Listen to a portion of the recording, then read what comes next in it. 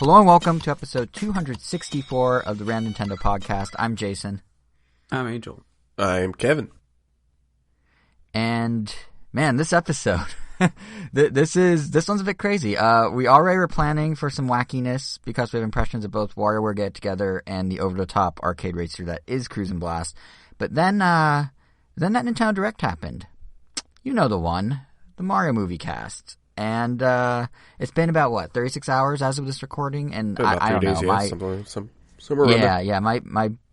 know. My brain still feels kind of broken from what we witnessed. And I think collectively, because of all the crazy, actually, Kevin, you came up with a great title. Why don't you tell everyone what the title is? The title is AK-47. It's just going to be me and Angel speaking for 47 minutes. I think that came and went last week, which, by the way, Oops. that was a fun episode to listen to. But it's weird to be on the other side and listen opposed to speak. But yeah, it was a fun one.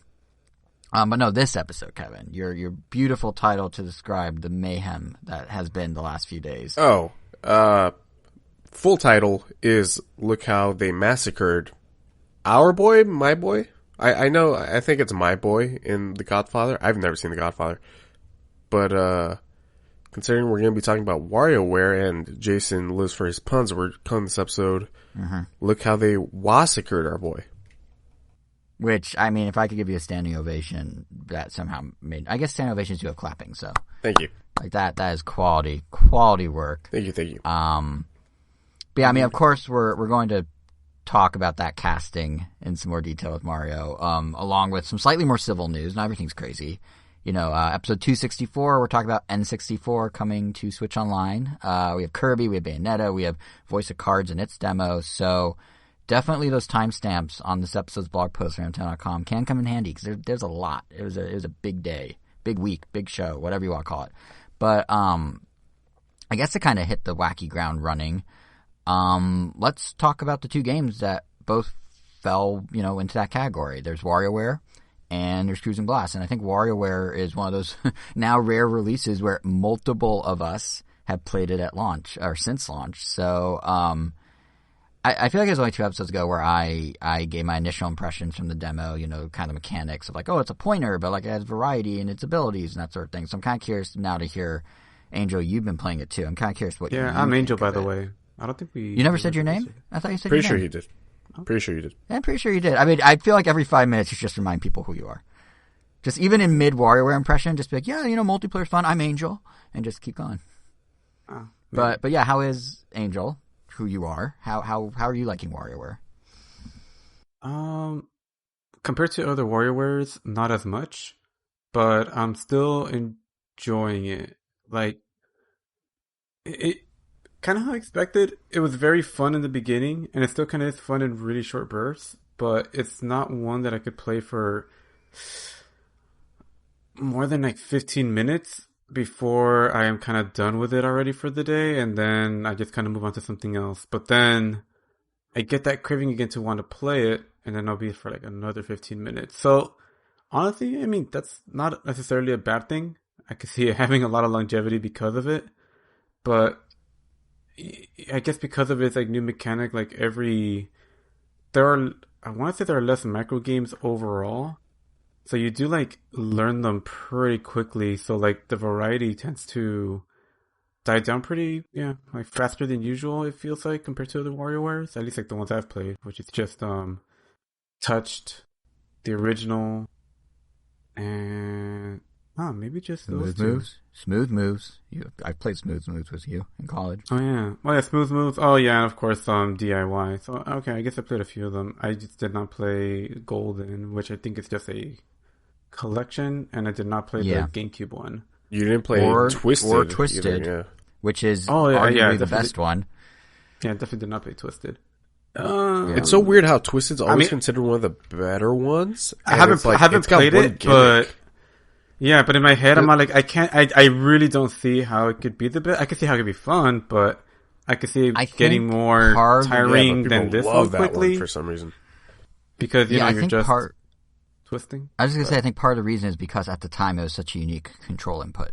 And they do use it in some clever way. I mean, yeah, you're just kind of rotating, but they got creative with it. Like, almost I think the fact that it was more limited in like it made them get more creative because with WarioWare Touch, there's so many different ways you can use a stylus, or with Smooth Move, there's so many ways you can swing a Wii remote. But like Twisted, there's just that mechanic, and the fact that they milked 200 games out of it that all feel fresh. I think that's why people resonate with it. Yeah, and over the years, like they've squeezed Twisted mini games into other compilation games, especially WarioWare. So like I've played a couple of their mini games. Like there's one in Get It Together, and I remember there was one or two of them in WarioWare Touched where you have to like spin the screen with the touch screen because you're trying to emulate the spinning. I remember you're like feeding a horse a donut or something. There's one in Get It Together as well. Yeah, that's what I just said before that. Oh, sorry, I missed that. Yeah, we're missing each other. I think even I guess what I missed earlier was something I said apparently. But yeah, I mean like that aside, or its longevity aside, I guess I am happy that Control being limited to certain characters wasn't as detrimental as I thought it would be. If anything, it doesn't feel as limiting as I thought. It's pretty fun. Like, I like that for the most part. Like, you're picking a squad of 3 to 5 people, and you jump into these games. It's random which one is going to come up next, and yeah, usually you are basically picking like, all right, these 3 are the ones I'm gonna like, I don't know, breeze through mini games with, and then these 2, oh man, well, they're okay, but if I get them, it's gonna be tough. And I wouldn't say that any character is like, none of the characters are badly designed. There are obviously intentionally designed to be incredibly limiting just to give it some difficulty. Like the ones that like everyone will point out to are Cat and Anna, who will continuously jump, and you can never get them to stop jumping. And if they jump, you can also fire shurikens and move left and right. Except Cat is always facing right and Anna is always facing left. You also can't change that either. And of course, like the center of usually any discussion involving like quote unquote bad characters is 9-Volt, which, like I said, he's definitely not badly designed, and like I pick him a lot of times just because it's like, like I want to make these levels really hard because he can't jump and he's always moving left to right really fast, and he only turns around when he hits an obstacle, and he can only attack upwards. So if you miss the target, if your target is like to hit something on the right side of the screen, you have to wait till the character moves to the right, and if you happen to miss the timing and you bounce off, you have to wait to move all the way to the left, then all the way to the right, and sometimes that's just enough to cause you to fail the minigame. Because in WarioWare you only get like a couple seconds to think on your feet. But one thing just to kind of like jump ahead into some of the other modes besides, just having a single player / co-op campaign, which I did do entirely in co-op. And while a lot of levels were incredibly easy because of that, it was definitely fun all the way through. Like my brother and I, we played, we rolled the credits on our first session just because, the games aren't long, but it was just that fun. It's only after that, now that we've beaten it, that we haven't really played it. And like I mentioned, the few times I have played it, I can only really do short bursts before I'm kind of over it. But there is a mode like I think every single week it's like a championship cup, and Nintendo will pick preset arrangements of characters or character that you must complete minigames with for a high score, and you upload those scores online, and you're pretty much competing with the world and your friends. And of course the first week is 9-Volt only, so you have to see who could go the furthest with just 9-Volt, which it's great because he's like a really hard character to use, and the minigames already start with the speed really, really ramped up, which makes it even harder to beat. But other than that, like, the nice thing about it as well is that there are, I guess, a lot of other multiplayer modes that don't even necessarily use the micro games as well. Like, there's a volleyball one that you have to ban certain characters because otherwise, like, it's depending on what you end up with, it could not even be fun for the other person. Like, they're just straight up broken. And this one, I don't want to call it was like an oversight, but it was just kind of like they wanted to have a volleyball game in there, and they're like, Orbulon is going to mess this up. Like, he just doesn't let your opponent play the game. And they're like, yeah, but we really want to have the volleyball game in there. So it's, It's up to us to make it playable by not picking them. Because we didn't know this, my brother picked Orbulon, who has a tractor beam that extends pretty far below him, and anything that touches it just stops moving. And I picked, who was it? 18 volt, who can't move whatsoever. He's like completely stationary, but he could fire like a little projectile in any direction he wants as long as you're aiming with the joystick, which makes him honestly kind of one of the better characters because he can just beat minigames really fast since he has that ability. But no matter what I do with the volleyball, no matter how hard I try to shoot it to his side, like my brother could just stand in the middle with a tractor beam, pretty much blocking the entirety of of where I can shoot it through and just keep pushing it back. Like he doesn't even have to, even he doesn't really have to play the game. But besides that, there is like a Smash Brothers-esque arena mode where you just fight it. You literally pick a couple characters to start with, and then it randomly shuffles them every like couple seconds, and you're just fighting each other. You're just trying to attack each other, and just whittle down that health. And once you knock everyone out, then that's it. But kind of like the other one, some characters are way better at combat than others, and yeah, like if you're fighting 9 volt's mom, 5 volt, who is also another stationary character that can't move, well, at least her body can't move, you are in control of like her demonic spirit that could freely move around the entire screen, ignoring all obstacles, everything. You're pretty much just a cursor, and wherever you want 5 volt's mom to teleport to, you just, you press A, she teleports there with like, a little scream attack that has a kind of a decent range and deals a lot of damage. And it kind of makes her hard to hit, and it makes her impossible to dodge. So, yeah, they're just fun and quirky. They almost feel like they're like drinking games. they're kind of on that category. Like games you're definitely not going to play competitively, games you're not going to play often, but they could be fun in a rowdy party setting where people are just wanting to press buttons, which is how we describe a lot of this game. But people wanting to press buttons. That is weirdly accurate, though. Yeah, I get what you mean. Yeah, because like the wackiness, the weirdness, like it's all intact. It's all great. Like I mean, I know like it's like common knowledge by now that like WarioWare, the WarioWare team handles Rhythm Heaven, and I'm expecting like. Even before going in, or we saw some of these previews, like we're expecting like, all right, there's always like a reference or two to Rhythm Heaven and vice versa. But damn, like they put in so many references, like almost to the point where it's almost like they're talking to Nintendo, like, come on, like we practically made every NPC a Rhythm Heaven related character. Like, let us make a Rhythm Heaven game.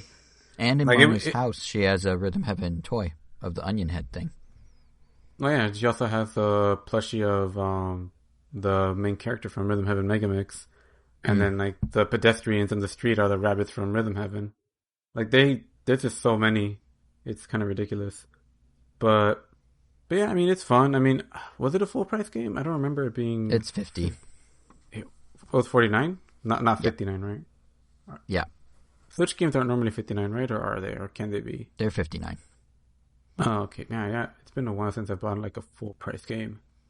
So just kind of blanking out. Yeah, like I'm sure Pokemon will be $59. Yep. But yeah, I mean, it was fun. But man, honestly, I don't think it's worth the price if it was $49. I mean, I'm okay with it just because, like there's still some series that I'm a sucker for where I'll pay whatever and just deal with it. But if I were to like recommend this to someone else, I would say like wait for it to be $39. After $39 feels like a much more fair price. Because you really do get to see everything the game has to offer in less than 4 hours. And which is true of all the WarioWares, to be fair, but they all came in at cheaper prices at the time. Yeah, because, like they're like on handheld, so like they were kind of, standardized with the price of those. And this one is kind of in line with those. And if anything, maybe a little less, just because like, they had to design these character cursors, and I'm sure part of that reason is the reason we have way less mini games. because their thought process is like, well, if we have like 12 Wario style mini games, but we have like 18 characters, that's like we have 12 times 18. That's like hundreds of Wario style mini games because there's like that many different ways to play it. But you don't really get that sense that much, except for like the extreme characters that are very different. Like, yeah, playing a level as Wario feels way different than playing as a skateboarding 9-volt, because Wario could just freely move around the screen and tackle wherever he wants. But there are like a handful of characters that could freely move around the screen and either shoot a projectile or just tackle at will. So, like, those 6 characters pretty much feel identical. There's like a few characters that walk and jump. Those also pretty much feel the same. It's just like a slight difference in difficulty that, yeah, like, it'd be generous to tell them like, yeah, like, I get like the value of like 18 different minigames from one minigame. It's like, no, it still feels like the same minigame, especially because some of these, it's WarioWare. You complete some of these in less than a second sometimes. So it doesn't really even matter how you complete them. Technically, I think there is the same number of micro games. I think it is 200. But, yeah, to your point, I don't know. There's this recurring oddity where some of the games feel kind of similar because there's only so much you can do, right? But then also there's some where like they have these characters with these riffs, like you mentioned Cat and Anna and how they bounce around, and then they don't even use that for the minigames. So like Cat and Anna's boss fight is a memorization game where you just need to stick them on one side of the screen or the other.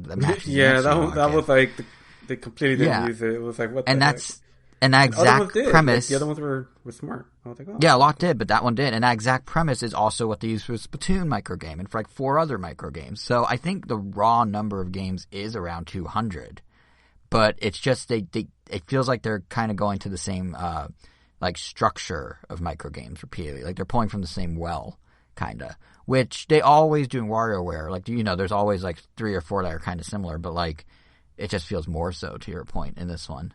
Which, like, I feel like every time we talk about Get It Together, my perspective on the core, like, mechanic kind of changes. Because, like, first I was worried it'd be too samey after seeing it at E3.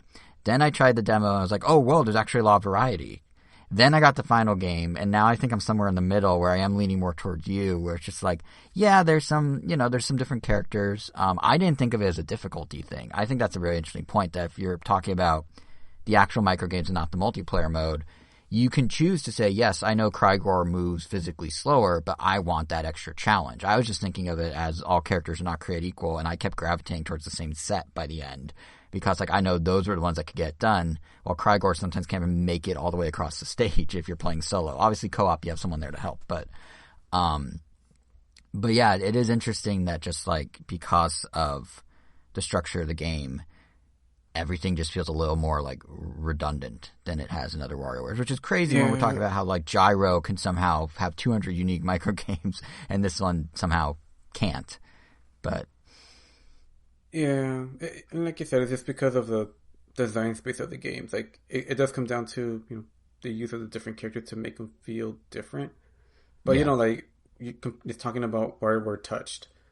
Like, you had a set of micro games. Like, every character, like, they managed to essentially split the features of the DS so that it just feels like there's way more variety. Like, yeah, like, if in fact there are the same number of mini games for each WarioWare, then the fact that it just felt like there were way less in this one is kind of a testament to that. Because, because you had, like, you had the microphone mini games, you had the sliding mini games, you had the dragging mini games, you had the tapping mini games, and like, they all function very different. It made each character, just feel, I guess, that much more distinct. But here it's just like, it just goes by theme. So it's like, oh, you're in the food theme, but all the micro games are functionally the same. You're in the lifestyle thing.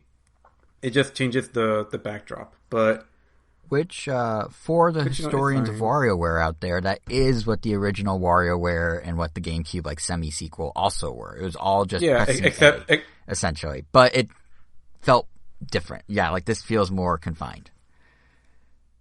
Yeah, there were a few that, I mean, there are a lot of, I will say, like, there are a lot of minigames that I do generally like, and they're really funny. Like, some of them just have, like, really funny punchlines. I mean, I love, and, like, obviously I know Jason does too, like, I love, like, the really crude, a lot of times like sloppily hand drawn art that they Yep. use for like characters, like, and yeah, like, and I remember like hearing some impressions, especially like from some people saying like, oh my god, like this game looks like it's like visually terrible. Like, why do the characters look like they were drawn by like an 8-year-old? But it's like, I mean, obviously, like, taste is subjective, so it might not jive with everyone, but that's part of like what I love about WarioWare, just because it's so crazy and quirky and weird. And like, I still generally like recommend this game, but I just feel it should be more in line with the prices of the other ones, because it also, yeah, it's in HD, but it doesn't feel like it's kind of pushing even the HDness more so than Smooth Moves pushed the Wii with whatever it did.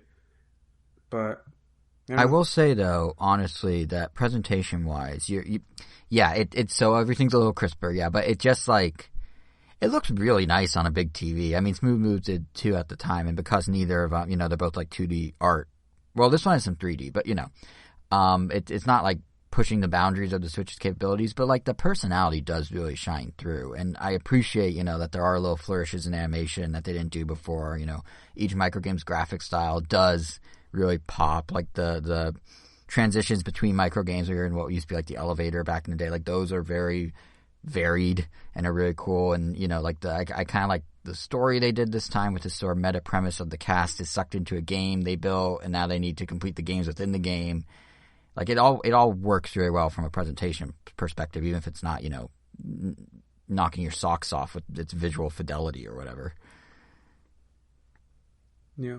And even some of the microgames, to be fair, are really good. Like, I mean, I love, obviously I'm biased because it's my all-time favorite game, but 9 Volts Boss being like just straight up Super Mario World, but you're playing it as like WarioWare characters with their weird mechanics. Like, I think that's great. Like, there is some very creative stuff in there. Definitely a low point in the game, but you are wrong, sir. Yeah, but to each their own. Yeah, I do have a question though about multiplayer because I didn't get to try it as much as you. Am I correct? I think I saw this. Am I correct that some of the head-to-head microgame multiplayer challenges don't let you pick your character? Yeah. See, that to me is interesting because that. Great. Yeah, that's what I was saying, because that is what I was saying about the demo. Because Smooth Moves, I thought one of the cool things Smooth Moves did is the kind of duality of you have to figure out what the pose is and get in that pose and do the microgame. And this is kind of like, you need to figure out who the character is, what their quirk is, and then do the microgame. But at the same time, we're talking about, how like the characters are like a scaling difficulty for some, or maybe just like not good for others. And it's kind of like, what if you get stuck with a really bad character in a microgame? You're kind of stuck because they aren't all created equal, whether it's a choice for difficulty or a choice for just bad game design. They aren't equal. So did you find that hindering at all, or did it actually kind of keep it fresh, the fact that sometimes you're like a Krygor whether you want him or not? No, I always found that as a positive, just because you're forced to adapt. Like I love any game that just forces you to adapt on the spot. And honestly, if obviously I like that you could pick, I like that you get both options. I like that there's like some versions where you could just pick the minigames without being able to pick the character.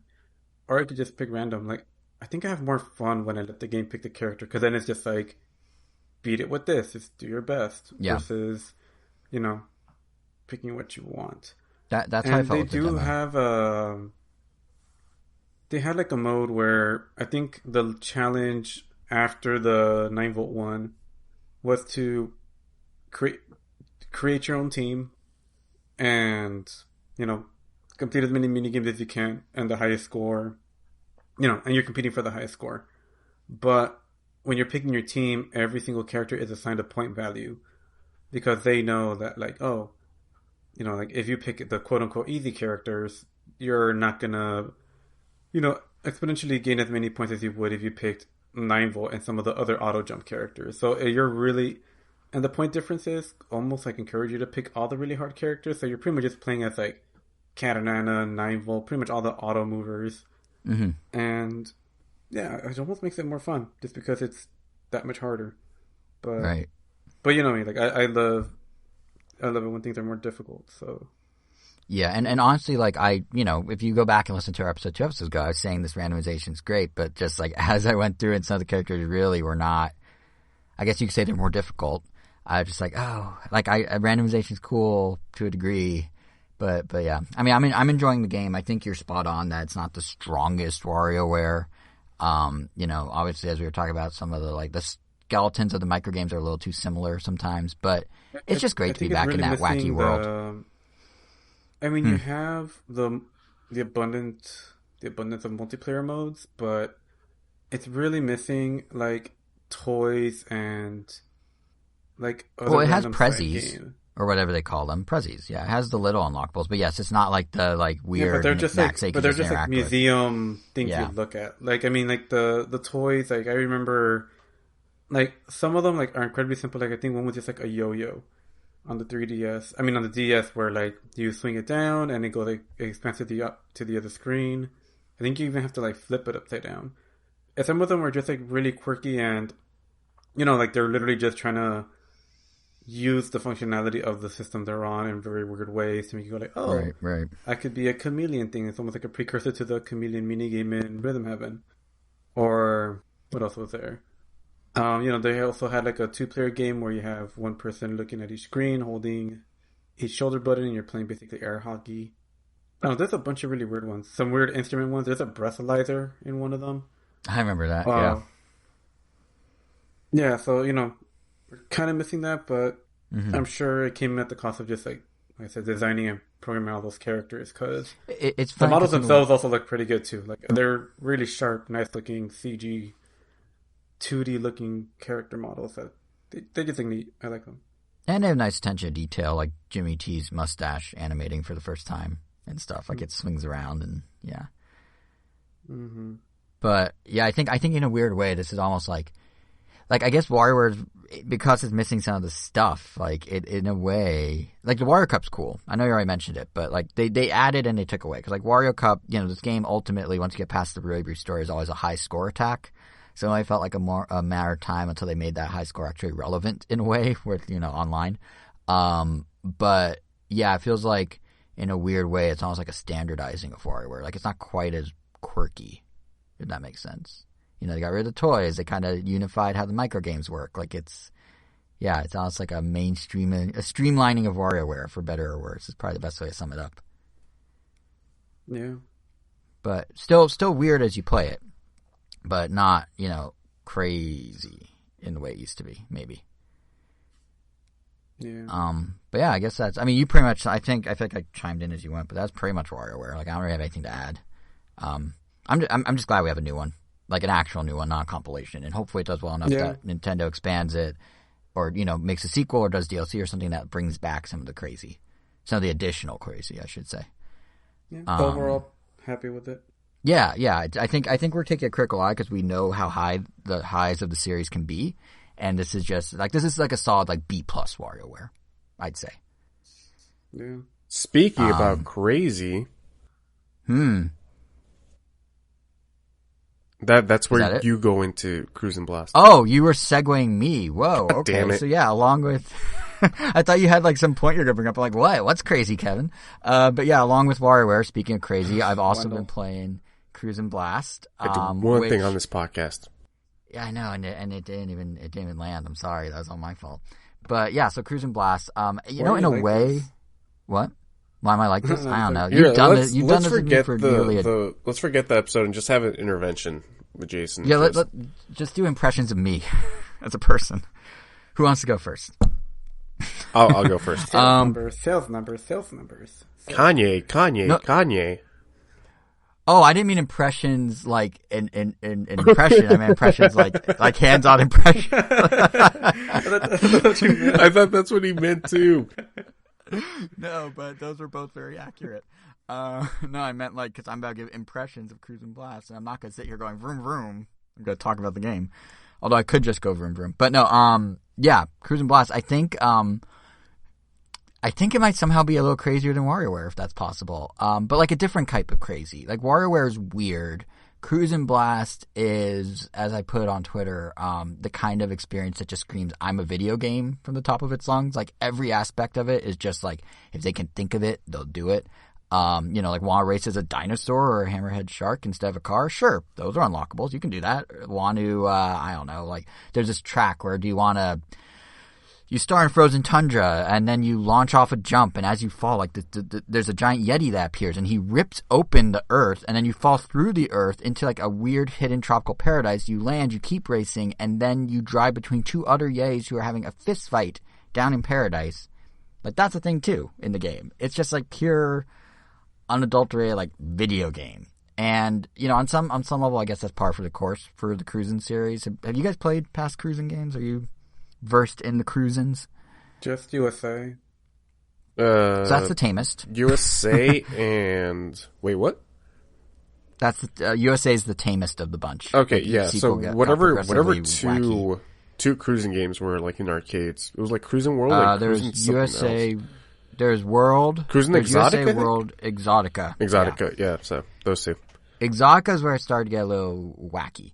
But either way, even with like Cruis'n USA, then you guys kind of know it. It's always been about you gotta get to the finish line as fast as you can. Not really focused on realism. Lots of like airtime, the ability to like pop a fire spewing wheelie with a double tap of the gas button at any time. All in these scenarios that play around you that just escalate. So like in USA, it was somewhat grounded, but it'd be like, oh, you're driving through the airport, suddenly all these fire jets are around you, and then by the time Exotica rolled around, you're like in jungles and underwater and things like that.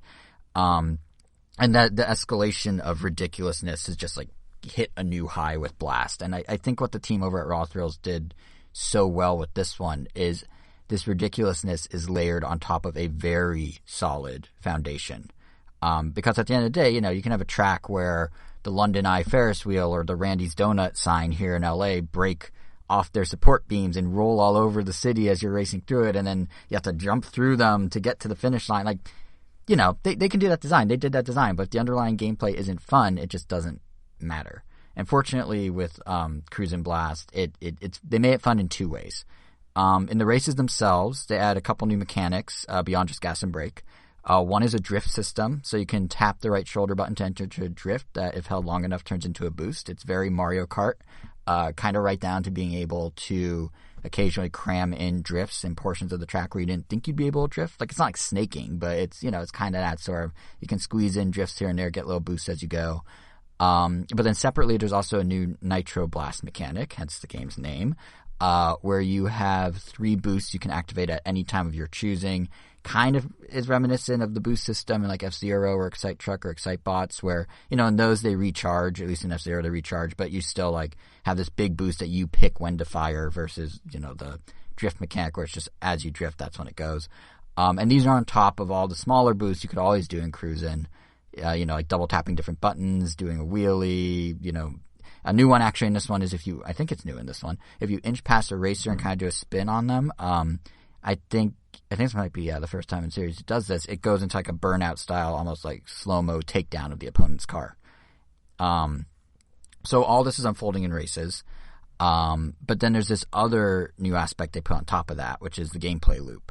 So the new gameplay loop, I guess you say. So to set the stage here, the game in all has 29 tracks spanning 9 different environments. Some are remixes of others, some are wholly original. You'll see across these environments, some like individual pieces get shuffled around, almost like little building blocks. So there are 29 tracks. Some are just like different lighting and reverse pieces, but 29 tracks. And none of these have laps. You're just doing a mad dash from the start to the finish. Sometimes the race can be as short as like 50 seconds. Like some of these tracks are pretty short. Which, for the original arcade cabinet version of this game, because this did star in arcades, that makes a certain amount of sense. You want to give people a crazy experience, but you want to get them to keep paying up, so you keep it short. But when you port it to a home console, like they did here, you gotta go beyond that, right? Like, you can't just have one 50-second track. And sure enough, 4 of the 9 environments in the Switch version of Cruis'n Blast are new to Cruis'n Blast. They're either entirely original or, interestingly enough, taking tracks from other Raw Thrills arcade games and shoving them into Cruis'n. But nonetheless, however the tracks are laid out, there needs to be a driver for why people should keep playing, and that's back to the gameplay loop. So it's simple, yeah, it works. The entire game hinges on the ability to upgrade its 20 some odd cars, which again aren't just cars. There's a helicopter, there's a unicorn, there's a UFO, there's all sorts of stuff. But anyway, as you complete races, you actually level up your specific vehicle. Each new level you unlock you do so with experience points that you get by where you place in the race, and then that leveling up gives you more accessories for your car. Neon lights, body kits, decals. It's all cosmetic. But what's kind of fun is seeing just how crazy your car can get. Because, again, they're not all cars. So being able to buy a neon kit that lights up a Triceratops' horns, that's kind of a reward in and of itself, right? So you basically do this loop where you go car by car, or if you're into it, you can go car by car and level them up to the 4 or 5 unlocks they have, then go to the next car and keep doing that. And you may have noticed when I was talking about it, I was saying you need to buy like a neon kit. And that's because experience only gets you the unlock for the item. The other half of the loop is if you want to actually add the item, there's a separate cash system at play. And for every stunt you pull, every takedown of an opponent you do, your placement in the race, they all earn different amounts of cash. But there's also cash scattered around the track itself, very much like if you guys remember Beale Adventure Racing on the N64. It's just little piles of money they can grab if you position yourself well on a track or, take a shortcut or that sort of thing. And then in addition to that, each track also has 3 hidden keys to collect, which requires you, again, to kind of find alternate paths, hit a jump the right way, all that, which just further helps with replayability. So when all this comes together, the speed, the takedowns, the cash and key collection, the track set pieces with like helicopters firing missiles or volcanoes erupting or police cars trying to run you off the road, like it all concentrates into this like amazing sense of controlled chaos, basically. And it's just really fun to play. You could even say it's a blast to play, which I'm so sorry. But yeah, I'd say like you kind of need to see video of it in action to kind of get a sense of it. But even the video doesn't seem to do it justice because you really need to see it in your own eyes on your own TV. Like it's fast, it's vibrant, it's running at 60 frames, it's 1080p when docked. It's just pure like distilled video game. And it's not perfect, to be fair. The graphics are vibrant and smooth, but they aren't necessarily the cream of the crop in terms of detail. I will say, there can be some from the videos I have seen, graphics-wise, it does look like a Dreamcast game. Here we go. Yeah, it's like a crisp Dreamcast game. Maybe like exactly. GameCube, if you want to be generous. But it works. Like no, I actually wouldn't go that far. But okay, well, don't be generous. I wouldn't be generous. All right, then don't be generous. I would say but though, no, it is a crisp. Yeah, it's very. That's much not necessarily a bad thing. Like I love how Power Stone style is, choice, and that's a Dreamcast game. I still love how Crazy Taxi looks. Like it. Yeah, and it works. Like again, when you're playing it on your TV, like when you have it on a big screen in front of you, and it's vibrant and it's flashy and it's fast and it's smooth, it works and it works well. I mean, there's occasionally some jank. You have like a 90-inch TV, huh? No, I have a 55 or something. It's not that big. Oh. All the money that he makes off our labor, he doesn't give us any money. Yeah, if I made money, I think I lose money on Ram Nintendo. Yeah, Kevin, did you know that we actually have been getting royalties and like payments, but he keeps it all? What? Which I guess. And you know what I spend it on? You know what I spend it on? Because he does pay for the site stuff. So you know what I spend it on? These royalties that don't exist. I spend it on WarioWare and Cruis'n Blast. So you guys are paying to hear me talk to you about these games. How's that feel? We're gonna need to have everybody stop listening to the podcast. Run strike. But no, what I was gonna say is, to the point of the graphics, there can be some jank, but like there's some like clipping and stuff like that. But it's kind of weirdly fitting for the era that Cruis'n Blast is sort of a send up to. So I don't even mind it. I think the huge glaring omission is no online play. No multiplayer, no leaderboards per track, nothing like that. It sounds like, based on interviews, it was due to the release time frame, like they just couldn't get it in there. But they're kind of making subtle comments like, hey, maybe if it sells well enough, then maybe we can add it or something. Or maybe we'll do a remaster of the first 3 games and it can be in there. That's a great way to not have anybody buy your game. Yeah. Saying, hey, if you buy this game, we might, but no, just like, if you got to lie to somebody, just do it. Because just off the bat, no multiplayer, that's like, wow, dude, really? Well, there's local multiplayer, just what's not it called? online. PR thing? To be fair, they never once said it would have online. It's just when people ask in interviews, so what's up with online? They say, we couldn't get it in there, but maybe we can in the future. That's it.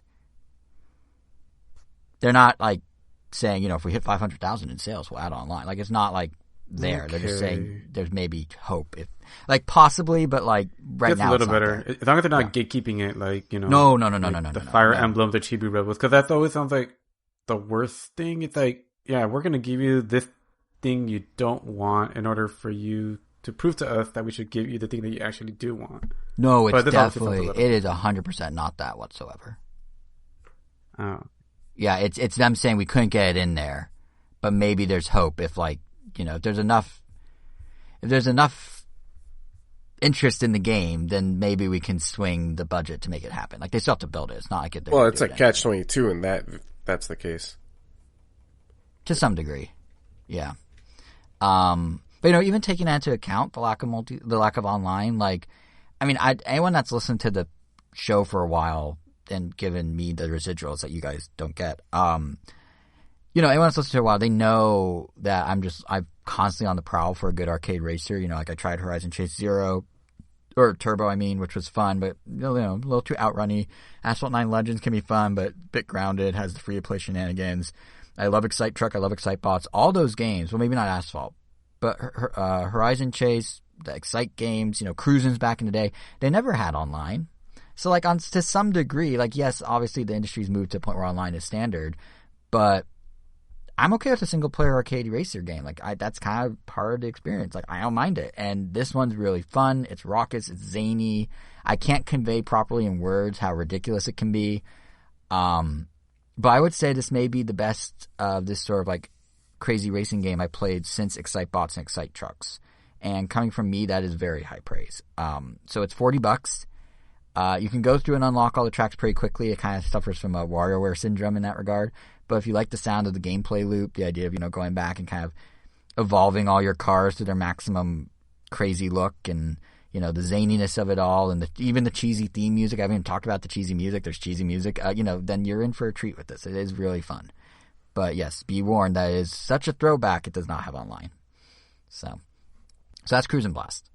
And I think that may have primed, I think between WarioWare and Cruis'n and the concepts of those games being crazy, we are maybe primed enough to talk about some actual craziness that happened, and jump into the Nintendo Direct. And not even jump into the Nintendo Direct, but directly into the fire. Let's just go all the way in.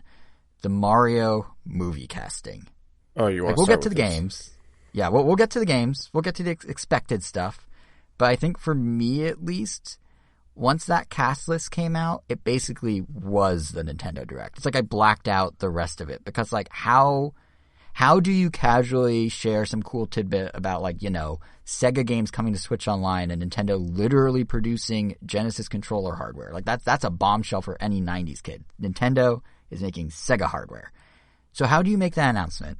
And then you just casually follow it up with, hey, Seth Rogen is Donkey Kong and Keegan-Michael Key is Toad. Like, you just can't do that and expect people to not, like, forget the thing you just said. Like, it's crazy. So how do you guys feel about the news? And did you have the same visceral reaction that I did, where it's just like, what is even happening? Not even remotely close, probably. As any longtime listener of the podcast knows, like, we've pretty much been expecting this for a long time. Obviously not like these specific people, but I mean, we've been joking around with, like, oh man, they're going to get Kevin Hart as Toad. Please put Kevin Hart as Toad. Mm-hmm, mm-hmm. I mean, so, like, that was the level of Hollywood that I was expecting in the Mario movie. I had no idea who it was going to be, but I was, like, expecting, like, oh, whenever they announce this, we're going to get, you know, I even had a feeling like Jack Black was going to be put in there somewhere. But, you know, like, the stars of the time are always changing, and yeah, these feel very relevant. I mean, you got your Queen's Gambit, you got your We should run through the list, actually. That's the point. But overall, though, yeah, I mean, I think the most it got for me was like, oh, and that's kind of it. Because, you know, it's like, I don't want to say I'm not excited for this movie, but it's like, I'm going in thinking, like, I am not the target demographic, so it's just like, you know, just take it for what it is. Right. So that's pretty much it. I think to your O's, I gave a lot of whats. Like, I think you're right that, like, this is kind of a given because Hollywood and we know, but I think partly for me what really happened is just it kept escalating. Like, I expected them to just publish a cast list, but, like, they kept going one by one. Like, Miyamoto trots out in his segment in the Direct and then just starts one by one escalating this list, and every time I just was like, what? And it just kept, like, I even, like, just make sure I wasn't, like, crazy. I did a litmus test, and I showed the Miyamoto segment to my girlfriend just to see her reaction, and she couldn't, like, as it kept escalating, she just kept laughing, and she's barely invested in Nintendo. Like, that's how, like, kind of absurdist it felt at first blush. Was just like the list, for those who actually don't know it, it's Chris Pratt as Mario, Anna Taylor-Joy of Queen's Gambit as Peach, Charlie Day as Luigi, Jack Black as Bowser, the aforementioned Keegan-Michael Key as Toad, and Seth Rogen as Donkey Kong, Fred Armisen as Cranky Kong, which I have to say is actually kind of an inspired choice, and then Kevin Michael Richardson as Kamek. You may know him from Teen Titans. And lastly, the one previously leaked by the actor himself, Sebastian Mezcaletko as Spike, who presumably is the foreman from the NES's Wrecking Crew. So when you read off the list, it's kind of like, okay. But when they did it like one by one, and it just kept getting more and more absurd, and then like, Seth Rogen is Donkey Kong, and then Miyamoto was like, I can't wait to see Seth San. I'm just like, what is happening? Like, it was so, yeah, I don't know. I mean, Kevin, where are you at with all this? Let it be known that Angel's brother loves Sonic, okay? Loves Sonic. He always tells me, why don't you like Sonic? He's literally written as cool. In this Nintendo Direct. Is that a direct quote from Elvis? Why don't you like Sonic? Yes, He's you could ask him yourself. He's insane. But anyways. Amazing quote. Let it be known that in this Direct, Miyamoto said that Chris Pratt is so cool. So, canonically, now Chris Pratt is just cool forever. Doesn't matter how possibly problematic he might be in real life. I actually don't think... A lot of people were upset, shocked at the Chris Pratt announcement. Whatever happened. So Chris Pratt, nothing Chris happened. Pratt a while ago. That's the thing with Pratt, is so he has avoided. Oh, I remember there was like a tweet where people were saying like, "Oh, these are all great Chris's," or I don't know what. But then they called out Pratt and so Pratt is a pretty devout religious dude, which is fine, and he's kind of a country boy, which is fine. But anytime that like, but anytime that like the Marvel cast would do, I could get out but the he's vote. a NES main. Damn. All right. Yeah, exactly. No, but anytime the Marvel cast would like do a get out the vote or something, he wouldn't be part of it. The church he's part of apparently had some homophobic stuff in the past. He won't comment on it. So everyone's taking the fact that he isn't directly addressing their questions about things around his life. You're right. He did on the church. He basically was like, he doesn't support that. Yeah. But stuck around with the church. But regardless, like anytime like they did a Gallo vote and he wasn't there, everyone's like, oh well, if Chris Pratt didn't want to like support, the election to get rid of Trump, he must be a Trump supporter. And they're kind of making that logic leap and saying he's, in their opinion, bad because he liked Trump, except he never actually said that. He just wasn't part of these initiatives, so they assume that means he's against them, which is not the same thing. And I don't know, it's messy. He's never actually done very 2021. Anything. Yeah, he's never done a thing. He just hasn't not done a thing. Yeah, and so I don't really care about any of that stuff, but I know a lot of people do. But I think it's he's outplayed at this point. He is outstayed his welcome a little bit. Yeah, I feel oversaturated of Chris Pratt a little. There we go. That's the word that I was looking for. Oversaturated. Definitely oversaturated.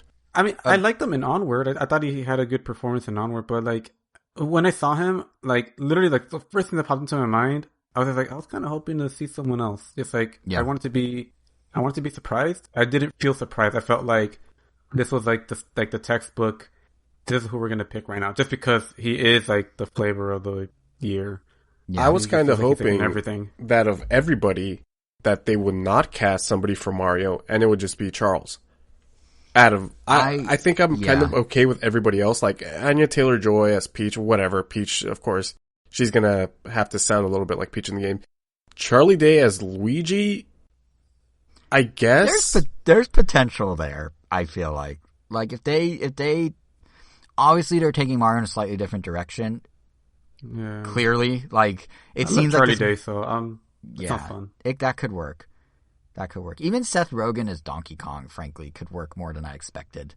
Like, initially I was like, what? But then like, there's that clip going around on Twitter you guys probably seen of someone dubbing over the old 90s CG Donkey Kong cartoon with Seth Rogen's laugh. And when I watched it, I'm like, oh my god, that is the personality of that Donkey Kong in that cartoon. Like, to a T. I mean, it definitely fits Donkey Kong's voice better than the voice he had in that show. Yeah, exactly. And but like personality-wise, they made Donkey Kong kind of surfer bro, like basically stoner guy, and like sure, it works. It works. Mm-hmm. And then there is Jack Black as Bowser, which I don't know why I said it that way, because I'm actually kind of pleased with that choice. For one thing, if you're gonna like cast someone for a role that isn't already the established voice actor that's still very much alive and able to do it, I'd rather you pick something very, very different that will distance the character that much more so that they're their own thing. Kind of like Jim Carrey. That's why I actually really liked Jim Carrey as Eggman, because he's just so different. I can't see him not even remotely similar to, the voice we're all used to. Ben Schwartz kind of he sounds like a good Sonic replacement. I still like Roger Craig Smith more, but it still sounded like a Sonic, but not really. So his was kind of weird to get used to. It's like I had to get used on to that. It. Is Parks and Rec a video game movie voice actor incubator or something? I mean, Pratt is now Mario. Ben Schwartz, who was John Ralphio, is now Sonic. Like, kind of a weird coincidence. Did anyone else notice that? Am I crazy? Maybe I'm crazy. No, it is a kind of a weird. Does that mean that like Nick Offerman will be playing Sackboy in the Little Big Planet movie? Yes. Yep. Does Sackboy talk, or just kind of grunt? No, but I guess whatever. Mario has talked before. Yeah, I mean Charles Martinet. But anyway, Angel, you were saying. So like with that in mind, Jack Black being Bowser, like I'm cool with this because it's just distinct enough that I'm gonna see this Bowser as a Jack Black Bowser. But it still comes down to how the film is gonna be approached and what like Miyamoto was mandating, because you're either gonna get him saying these characters have to be on model because Mario and cast have to look a certain way, otherwise I'm not going to approve this. Or I could just as easily see him going, oh, please make these characters look very much as distinct and with your signature as possible, because I want it to be clear that this was something created not by us. Although it is partly by them. Miyamoto's producing it and advising and consulting. No, I know, but I mean, it wasn't like made in Sure. Japan, like in one of their own studios. Like he thought, like I want to have Illumination's DNA. That way, even if we were involved, like I could still have someone to point to if people don't like it. So Ruthless businessman. I mean, Miyamoto kind of can be like Mr. Upends the tea table over there. So because Bowser, like he has kind of like one real look that we've really gotten used to. Like the most variation he's gotten is like, I guess, a more animalistic profile portrait that he has in Smash Brothers versus his more rounded, friendly, dapper side in Odyssey. Yeah, in Odyssey and just like the other Mario games, he just looks friendlier. But like Jack Black, like the part that I'm afraid of, or not afraid of, I should say, afraid to see, just because I think it's going to look creepy, is if like, because these characters are portrayed by these famous actors, a lot of the time, I would say 80% of the time, animators and studios try to inject some of the physical traits of the voice actors into the characters they're playing. So it kind of sort of looks like them a little bit. And now I'm thinking like, oh man, it's going to be like Donkey Kong with some Seth Rogen-y qualities to him, or Bowser with no, there's no way that they do that. Yeah, I can't see Nintendo or like Bowser with like the. I can't see Nintendo going, let's make Bowser look like the dude who does the heavy metal where they curse a lot, and let's make Donkey Kong look like that dude who's known for getting high. Like they could put the voices behind them, but I can't see them putting their faces on them.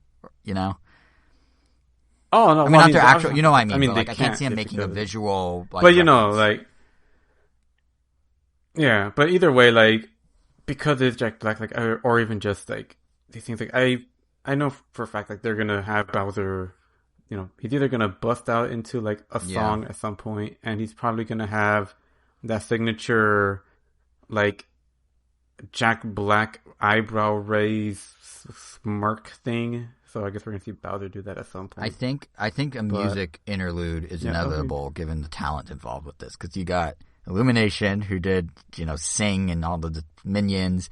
And then the directors of the movie, it has been revealed, are the Teen Titan Go and Teen Titan Go, the movies duo. Which was a musical. Aaron Horvath and Michael Jelinek. Which I did really like that movie. So it's not like I don't feel like this movie's in the wrong hands. Like, I think because of that, it'll And be really fun. Because, like I said, my brother and I really love the Teen Titans Go to the Movies. And the screenplay is being done by the dude who wrote the second Lego movie, a guy named Matthew Fogel, which I think also has music. So, Oof, I have not seen so that it's if there's not some sort of music interlude, and considering how much we liked the first one, I don't know why I haven't seen it. I haven't either, and I really like the first one. The second movie? Yeah, the second Lego movie. Yeah. Well, nobody saw it.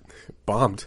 Yeah, like why is that? Like, I mean, presumably, did you enjoy the first one, Kevin? Or Oh, yeah, I saw it at your guys' house. Yeah, I loved it. It was yeah, great. yeah. So why didn't any of us watch so it? weird. Like, were any of us like, hey, it might capture some of the first, or we're just like Oversaturated with Chris Pratt. It's like, it all comes back to that is him. another Chris Pratt.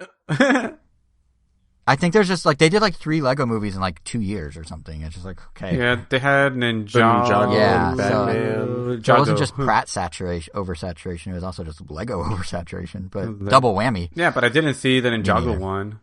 Well, I saw it in TV Another one years that later. nobody saw. Yeah, but Which was it was a fine movie, but it definitely felt like it was working off of a checklist instead of like we gotta make this work. 'Cause it just felt like it's literally the same humor from the to Lego your movie. So, point about we'll see. music, they can do whatever music they want, but they start putting lyrics to existing Mario music. I'm getting Do the Mario vibes.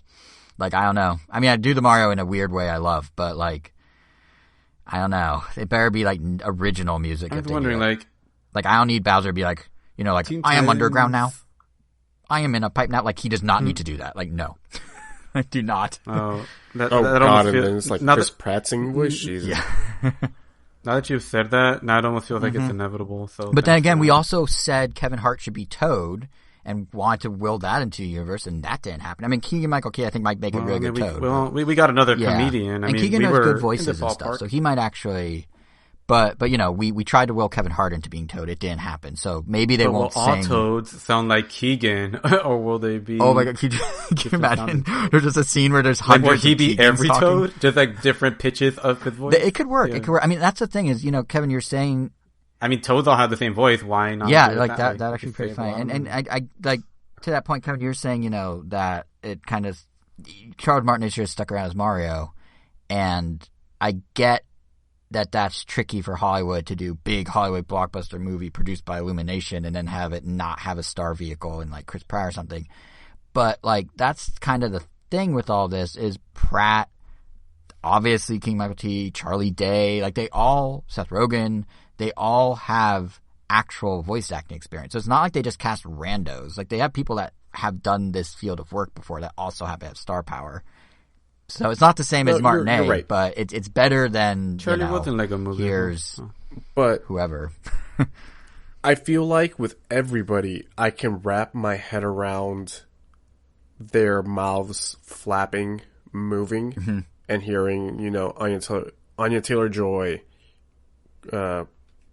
Charlie Day. Except Pratt. But when it comes to What Mario, sounds like. Still haven't seen Queen's Gambit. hearing Chris Pratt, that's just not a fit to He me. claims he's doing a different voice.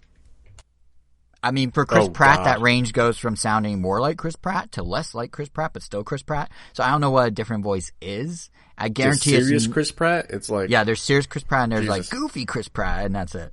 But and I like I am a he's oversaturated, but for a long time I was a big fan of like his work. So and even now I still like I still think he does. no, yeah, I Yeah. still like Chris So- Pratt. Andy Dwyer is a great character. Oh yeah, but he is definitely like He plays tones. Peter Quill to perfection. But like even silly Chris Pratt, I cannot. Yeah. I cannot visualize that voice coming out of Mario. The thing I appreciate though is that Nintendo at least threw Charles Martinet a bone, and we're like, okay, we understand he needs to be in the project in some capacity. Like for whatever star vehicle reason, he can't be the lead. Okay, fine, that's just Hollywood shenanigans. But at least they're like, all right, he's gonna be in the movie. He'll be doing a bunch of different little like Easter egg hunt style like voices for you to find. Like for the diehard fans, that's kind of a cool thing, and it signals, I think, from Nintendo to him that they do recognize his work and like wanted him to be part of the project. I think. For whatever reason, Hollywood politics, he couldn't be the lead. And let's be real. Like, can you imagine an hour and a half of that high-pitched Mario voice just doing normal dialogue? Like, Charles Martinet's great at that voice. I played 40-plus hours. Yeah, I played 40-plus hours of Mario and Luigi, but and I never got tired of the Italian gibberish. But that's gibberish not the same as hearing the voice for like an hour and a half, 2 hours straight. Exactly. It would be better because it would be better to us who like are deeply vetted in Nintendo, but to like the more casual audience that this is like an IP expansion move for, I think it would drive some people crazy. Like and also then it's no different than listening to Mickey or SpongeBob. And SpongeBob's had a bunch of movies. SpongeBob's voice is arguably more irritating than Mario's. I guess that's true. But I was gonna say the other thing of note. And it's not like they got a celebrity to voice SpongeBob when he went into a movie. But SpongeBob already talked a ton. You're going from a character that has one-liners to... Yeah, but we have heard Mario a ton. Yeah. Everybody knows what Mario sounds like. Yes, I know everyone knows what Mario sounds like. What I'm saying is, I don't know if Nintendo or Illumination or anyone thought that us hearing, let's go, and it's a me, turned into 2 straight hours would work. Charles Martinet's great, and we've heard him live. Like, we've talked to him, and he's done voices to us in dialogue, and it's been great. But I don't know if Nintendo had the confidence that those one-liners being turned into fully fleshed out emotional moments where Mario's like contemplating things is going to work. And that might be I'm not saying that's all. That obviously wouldn't be all his lines.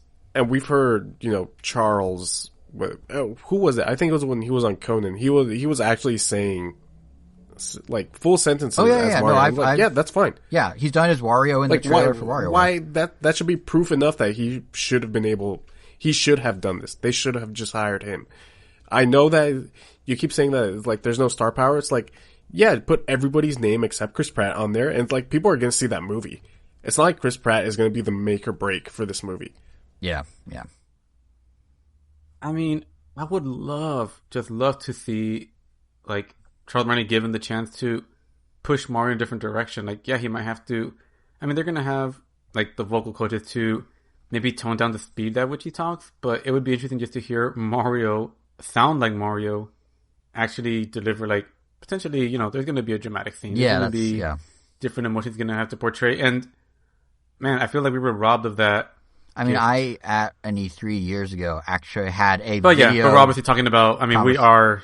There's a Nintendo podcast. Yeah, and I was at either E3 or Nintendo World Store or somewhere, and they had like a live talk to Charles Martinet through a screen as Mario. So I've had like Comic-Con. Yeah, and Comic-Con. They done it. No. We met him there. They did a virtual Mario where he was like behind a controller. No, yeah, they had that at Comic-Con too. Did they? Okay, well wherever it was, like I've had full conversations but it was with just Mario. A screen. Martinet's totally capable. There was a kid that asked Mario if he uses guns. Right, that's right. I forgot about that. But yeah, I think Martinet's totally capable. What I'm saying is, I don't know if for better or worse, I don't know if Nintendo and Illumination and Universal thought that voice for 2 hours was the move, which is separate from us recognizing Martinet's talent, if that makes sense.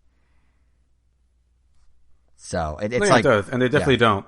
Yeah. Well, I mean, honestly, I don't even think it's that they don't. I think it's just that it's Hollywood, so like, I don't think them using a celebrity was ever not going to happen. Like, it was just like they weren't even going to probably entertain the discussion. Like, no, it's Mario. We have to put a big celebrity on there. Yeah, but the fact that they threw him in this like special role is better than what the Sonic movie did to what's his name? So Roger Craig Smith. Yeah. So I do hope at some point we get like a bonus feature or something. Just like, I'm just wondering or curious if they even bothered to just do a screen test with Martinet, or just like, hey, let's just see what this sounds like. Like, I wonder if they actually did that, and we're like, okay, no, yeah. We know exactly the answer here. What they need to do is hashtag release the Martinet cut. Like, obviously, that's the only answer. So, there we go. We'll just get 2 Mario movies. The Mario cast.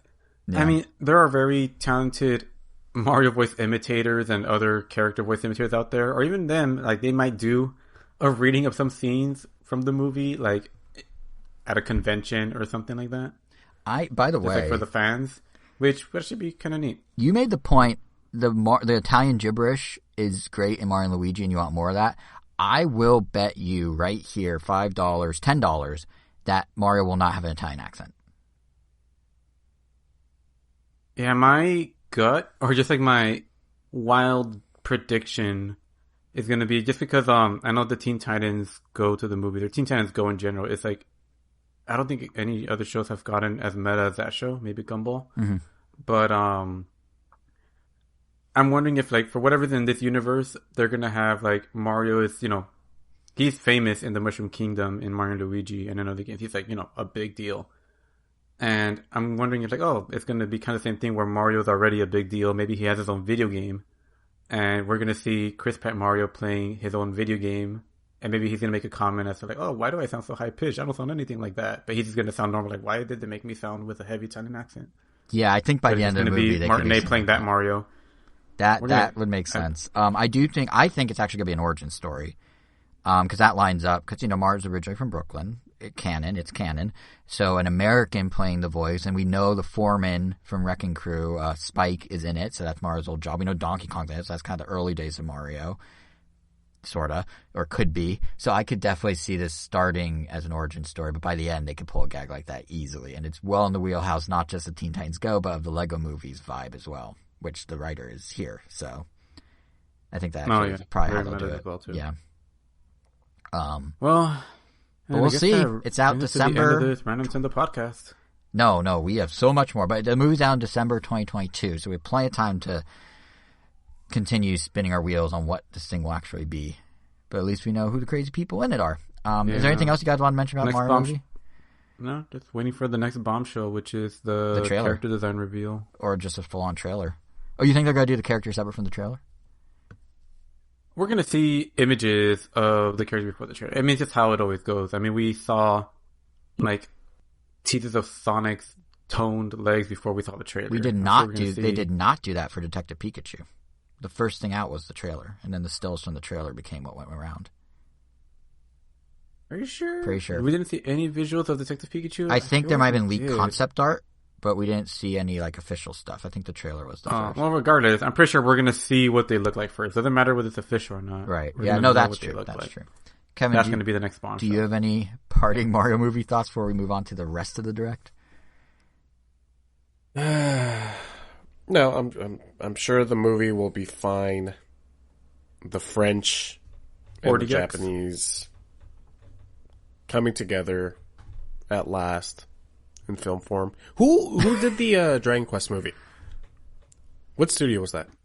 I don't know. Because that movie had a slime that didn't talk the entire time until the very end. It was a very powerful scene. Yeah, that ending. That ending. Also, by the way, no Yoshi in the movie? Same logic could have applied here. That ending. Can you imagine if they did a Mario movie where, like in most Mario games, he barely talks, and at the end they just like have Chris Pratt say like 2 lines? That's literally what I thought the movie was going to be. And I was going to be totally fine with it. I would have been okay with that. I mean, it would have been weird, but in a way. But if they Wall-E'd it, I would have been down for that. I love Wall-E and the lack of dialogue. Man, if this was some artsy movie where it's just 2 hours of like silent Mario navigating a world, could work. I mean, the other characters. He's in like heaven. He's like passing through heaven through like all the Goombas that he stomped, all the yep, and collecting coins on the cloud along the way, just like in Mario World. Yeah, it could have been good. You screwed up, Illumination. You screwed up.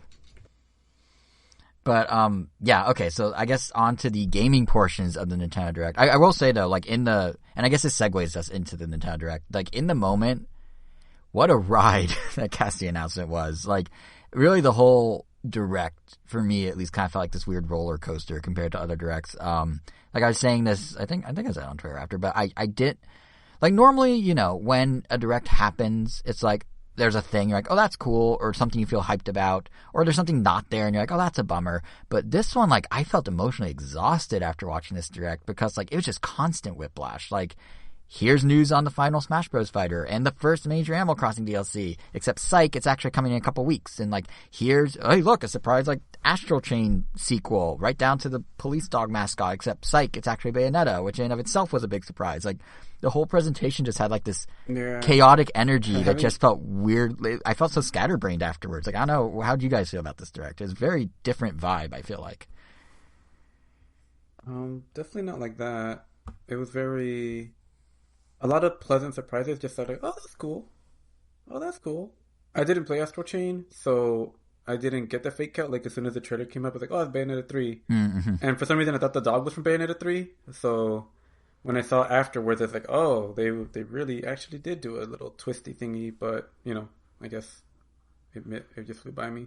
I know, Kevin, But, you didn't think it was Bayonetta. Just a lot of 3. pleasant surprises.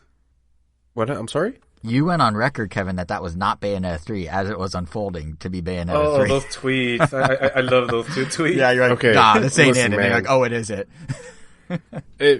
Yeah, because don't listen to me anymore or whatever you said. wasn't that third game that Kami is working on that's supposed to be like his superhero trilogy was I could have sworn that it was going to be that. No More Heroes? No, not no. That's No, he has a 51. different one. Yeah, I forgot. They haven't named it yet, I don't think, have they? Project like Big Hero or something like that. Yeah. Yeah, so I thought it was going to be that because, I see Kaiju, and that's exactly what that game was teased to be. So Right. And I know Kamiya has always been like, don't ask me stop bothering me about this game. It'll be ready when it's ready. And so I was like, there's no shot that game's still, like, ready. So that's why I thought it was going to be that. Well, it's interesting because, like, I feel like Platinum, like, I guess we could just dive into Bayonetta. We'll talk about the rest of the direct, but we're already on Bayonetta. Let's just talk about Bayonetta. I was going to say, I think it's interesting because, like, Platinum has this own, they kind of have this own, like, little self-contained universe they do. Like, not in terms of crossovers or characters, though obviously, the mascot from Astral Chain showed up. But I mean, like, if you're a fan of Platinum Games' original IPs, it's easy to make the mistake you made because they're sort of these interchangeable ideas they keep toying with. And then they kind of just refine over time. Like, Astral Chain, they took their usual combat you see in their other games and, like, mixed it up with the chain system and everything. So it's very combo-based, very similar. But, like, here with Bayonetta 3, to your point, the Kaiju, they're mentioning it for their big, superhero game. We had it in Wonderful 101 where you control these huge, you stack all your guys together and you control these huge things that fight other things. Like, they never really give up on an idea. They just keep kind of reusing them in different ways. So, like, in Bayonetta 3, yeah, those Kaiju are instead of climax summons.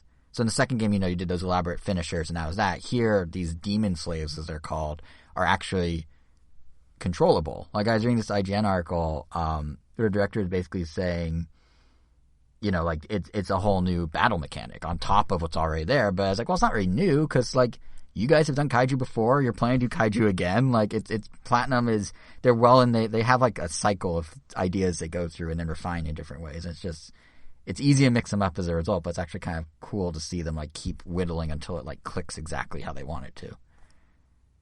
But I mean, are you guys interested in Bayonetta? You guys get Bayonetta, or was it kind of like, was it a good finale for you to end on Bayonetta like that? I mean, it was cool. Like, I mean, I know it's a really high anticipated game, but I mean, personally, I like the first one. Never got to finish the second one just because it just came into my collection at a bad time, so I just couldn't dedicate as much time to it as I would have liked. Mm-hmm. Like, I don't even think I made it past the first third of the game, and I don't want to buy it again on Switch because I have it on Wii U, but I don't really see myself going back to it much because it's on Wii U. Right. So, yeah, and I'm not going to play Part 3 if I haven't been in Part 2, so that's that? Yeah. What about you, Kevin? Kind of a nail in the coffin. You a Bayonetta guy? No, Maybe I am not. 10 years from now. Unfortunately. Yeah, I feel like I played that. 2. I mean, I just haven't played them. I remember our friend Matthew. He was really into the first one. I don't know if he ever played the second one. I don't think he ever got a Wii U. But I think for me, because I'm kind of the same, but like, I'm like, oh, that's all right. Like, I like the second one's fun, but I'm not like chomping at the bit for this. But I was just really happy for fans that waited so long. I mean, to absolutely. Get gameplay and public progress and a release window, like, they waited 4 years for that. Like, this is a good finale for that sole purpose. Like, it just, yeah, it was so, and even at E3, like, Nintendo put out statements that were like, oh, no, it's still coming. So, like, people were really doubting the game's existence. So it's nice that they were able to actually confirm it and kind of, get that hurrah sort of ending to the direct. But yeah, I do think... Yeah, I mean, the new enemies look interesting. I mean, we're obviously not dealing with angels anymore because we've had 2 games of that. And just from what I could tell from trailers and little previews I could see, it seems like the Angel Saga's dead and now we're fighting jelly monsters. Well, yeah, because Angel, you just said you're not buying the third one. You only played the first 2 and you didn't finish the second. So, of course, there's no angels anymore. I'm here all week. I'm done with this podcast. Yeah, I'm gonna do like a 20 minutes of silence for that. proud of how bad that was, and I'm aware of how bad that was, and I think I revel in how bad these jokes are, and the problem is most people are just like, that's bad, and don't... Like, I almost prefer the reaction you gave over a genuine laugh, which is a problem I should see someone about, probably. But anyway, I didn't mean to cut you off, though. You're right, it is, like, jelly. It is different monsters, and I think that fits with the kaiju theme and all. But talk about the Direct overall, unless you guys had any other thoughts on Bayonetta. One thing that kind of stood out to me that was interesting with the Direct is what they actually focused on. Like, in terms of game news, excluding Mario Cast, there's kind of just two buckets, like stuff happening in October and stuff happening in 2022. Like November, sure, there's a shout out to like a game or two, like, oh look, what was the Disney one, like Magical World 2 or whatever, like, hey, that's coming in November. But really, like, more so than a lot of Directs, the presentation felt like it was very much, here's some cool stuff within the next 30 days, and here's some cool stuff you'll see in a couple 100 days, and there's just nothing in between. And I think part of that is because we already got info on what, it was coming later this year. We had Pokemon Presents, we had our surprise Big Brain reveal, we know Advance Wars is just Advance Wars, but online.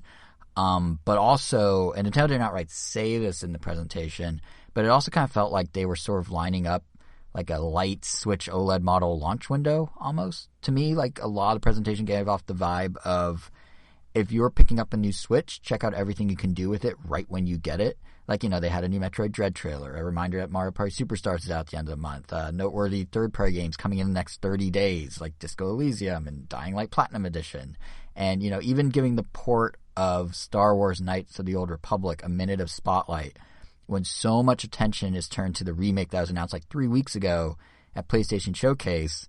It felt like they're kind of like, hey, if you're buying a Switch, like, look what you can do now. You don't need to wait for Knights of the Old Republic. You have it right here if you get a Switch. And granted, now is 6 weeks from now, but you get my point.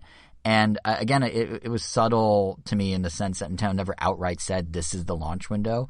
In fact, they didn't even mention, let alone show, the OLED model at any point in the presentation, which, as I'm saying it now, is actually really weird that they have new hardware coming out in 2 weeks and they didn't even like have it being used in any of the B-roll or anything.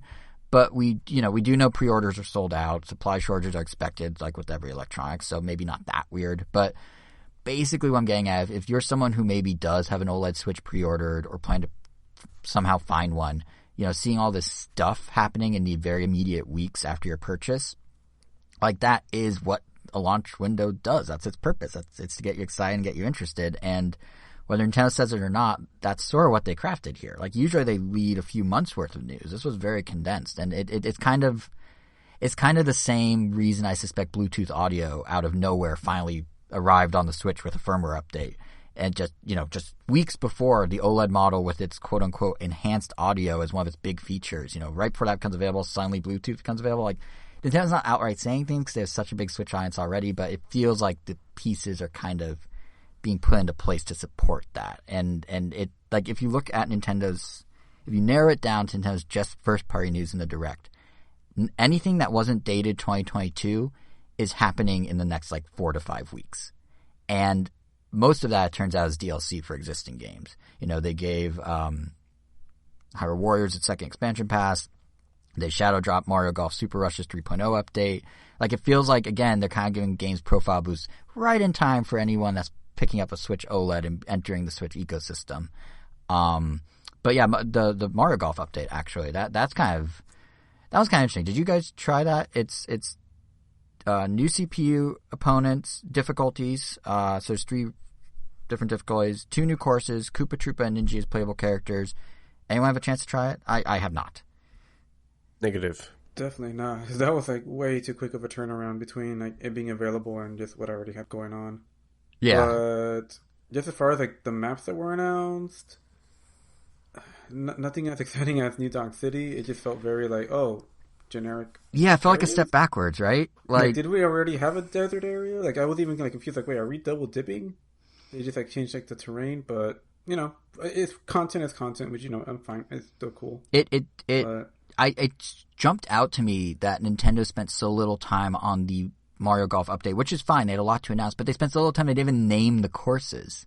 They didn't tell you anything about courses. I looked it up. One is a snowy one, with the blowy cloud guys from Mario. It's very wind heavy. And the other is, this California Sunset vibe that is full of pokies and spikes to avoid and those sorts of like Mario enemy obstacles, which sure, I guess. But to your point, Angel, like, even if you look at the characters like Koopa Troopa, he doesn't get a fancy golf outfit or anything. He's just a Koopa Troopa. And it just, the whole DLC just feels sort of bare minimum after what New Donk City promised as kind of like, well, they didn't promise, but alluded to maybe being the future of DLC, where it like actually married golf mechanics with Mario level design. These feel more like kind of the blander core game, which I'm sure we'll all eventually try, and there's maybe something to find in the courses that is cool, but it definitely gave off that vibe like, hey, don't forget about Mario Golf in the presentation more than like a cool thing everyone's going to actually want to try.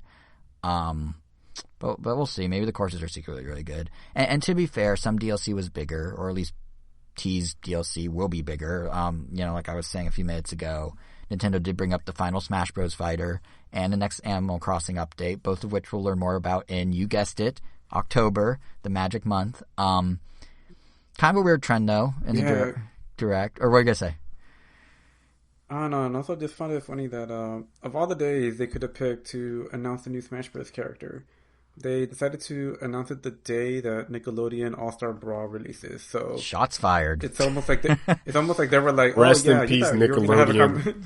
SpongeBob, R.I.P. Any conversation people are gonna have about that full game is gonna now focus on like the last new character, because that's obviously gonna be a really, really big deal. Yeah, like, they totally kind of messed up. It kind of is. They totally. Yeah, that's what Overwatch did back in 2016 to Battleborn. Battleborn, the full game was released, and nobody was talking about it because the Overwatch beta had started. A beta. I feel like destroyed a full release game. And Battleborn is like a pretty different game, but because they're just like similar enough, they're both hero shooters. Like, yeah, like the conversation just went to the other, and I can see this easily happening to this one. And even just Smash having its reveal. Like you guys talked about on your Rated KA episode last week, like what it would take to surprise you in terms of the type of character that would be in Smash. So we're not going to rehash that conversation. But the fact... Bosuke. What are you going to say? What? No, like give me Piano Boy from Your Lie in April. Yeah, but that's going to happen. But no, what I was going to say is what I think the real surprise was of this is we all expected, the reveal to be during the Game Awards in December, like kind of a big... That it's tradition at this point, but they're doing it like a random October day. Like, granted, it's not totally random. Besides Nickelodeon All Stars, it's also again kind of an unofficial launch window. It's 3 days before the OLED Switch launches, so they're kind of like ramping up the hype. But having it this soon was kind of surprising. Like, it feels very ho hum to just be like, oh, the final Smash character ever, the final Sakurai presents ever is just gonna be this random like Tuesday morning at 7 a.m. Not part of like a bigger event where lesser characters or less significant characters have been revealed. So, but it was also a weird trend in the Direct where Nintendo multiple times used a presentation in which they make announcements to announce separate presentations where they will be making announcements, because they did both Smash and Animal Crossing. And I'm kind of curious about what's in store for New Horizons, which technically its DLC is not arriving till November, so it kind of falls outside my little launch window theory, but the presentation is in October, which is part of the launch window that isn't Wave of Activity, so it kind of counts. But in the Direct, they already confirmed, what a lot of fans have wanted. Brewster is back. His museum cafe, The Roost, is there, which, yay, I guess. Angel, is it a yay? I know people really love that cafe, but it's honestly one of my least visited places. And Pigeon Milk, honestly, kind of sounded gross. So... It's still, current tense as well, not just past tense. It still sounds gross. Yeah, so... I mean, the best thing I can say about The Roost is that I love that very chill piano theme of it, but... Yeah, but even like KK doesn't play in there anymore. I am looking forward to... So, like, what's its purpose? Yes. Yeah. It's just to talk to Brewster, I guess. Get life advice. Introspective stuff. Yeah, I mean, life is short and you want to make the most of it with the time you got. It's true. But I don't know if you want to spend it all there. No. But that was good. But no, I was going to say that it's interesting because they announced that... like, oh, Brewster and the Roost. They teased it. It's there. Everyone knows it's coming. And if you look at the history of New Horizons updates up to this point, that in and of itself would basically be the update. Like, maybe throw in a couple new items, do some weird thing where you, like, craft coffee beans to make new items or something, and you're done. That's your update.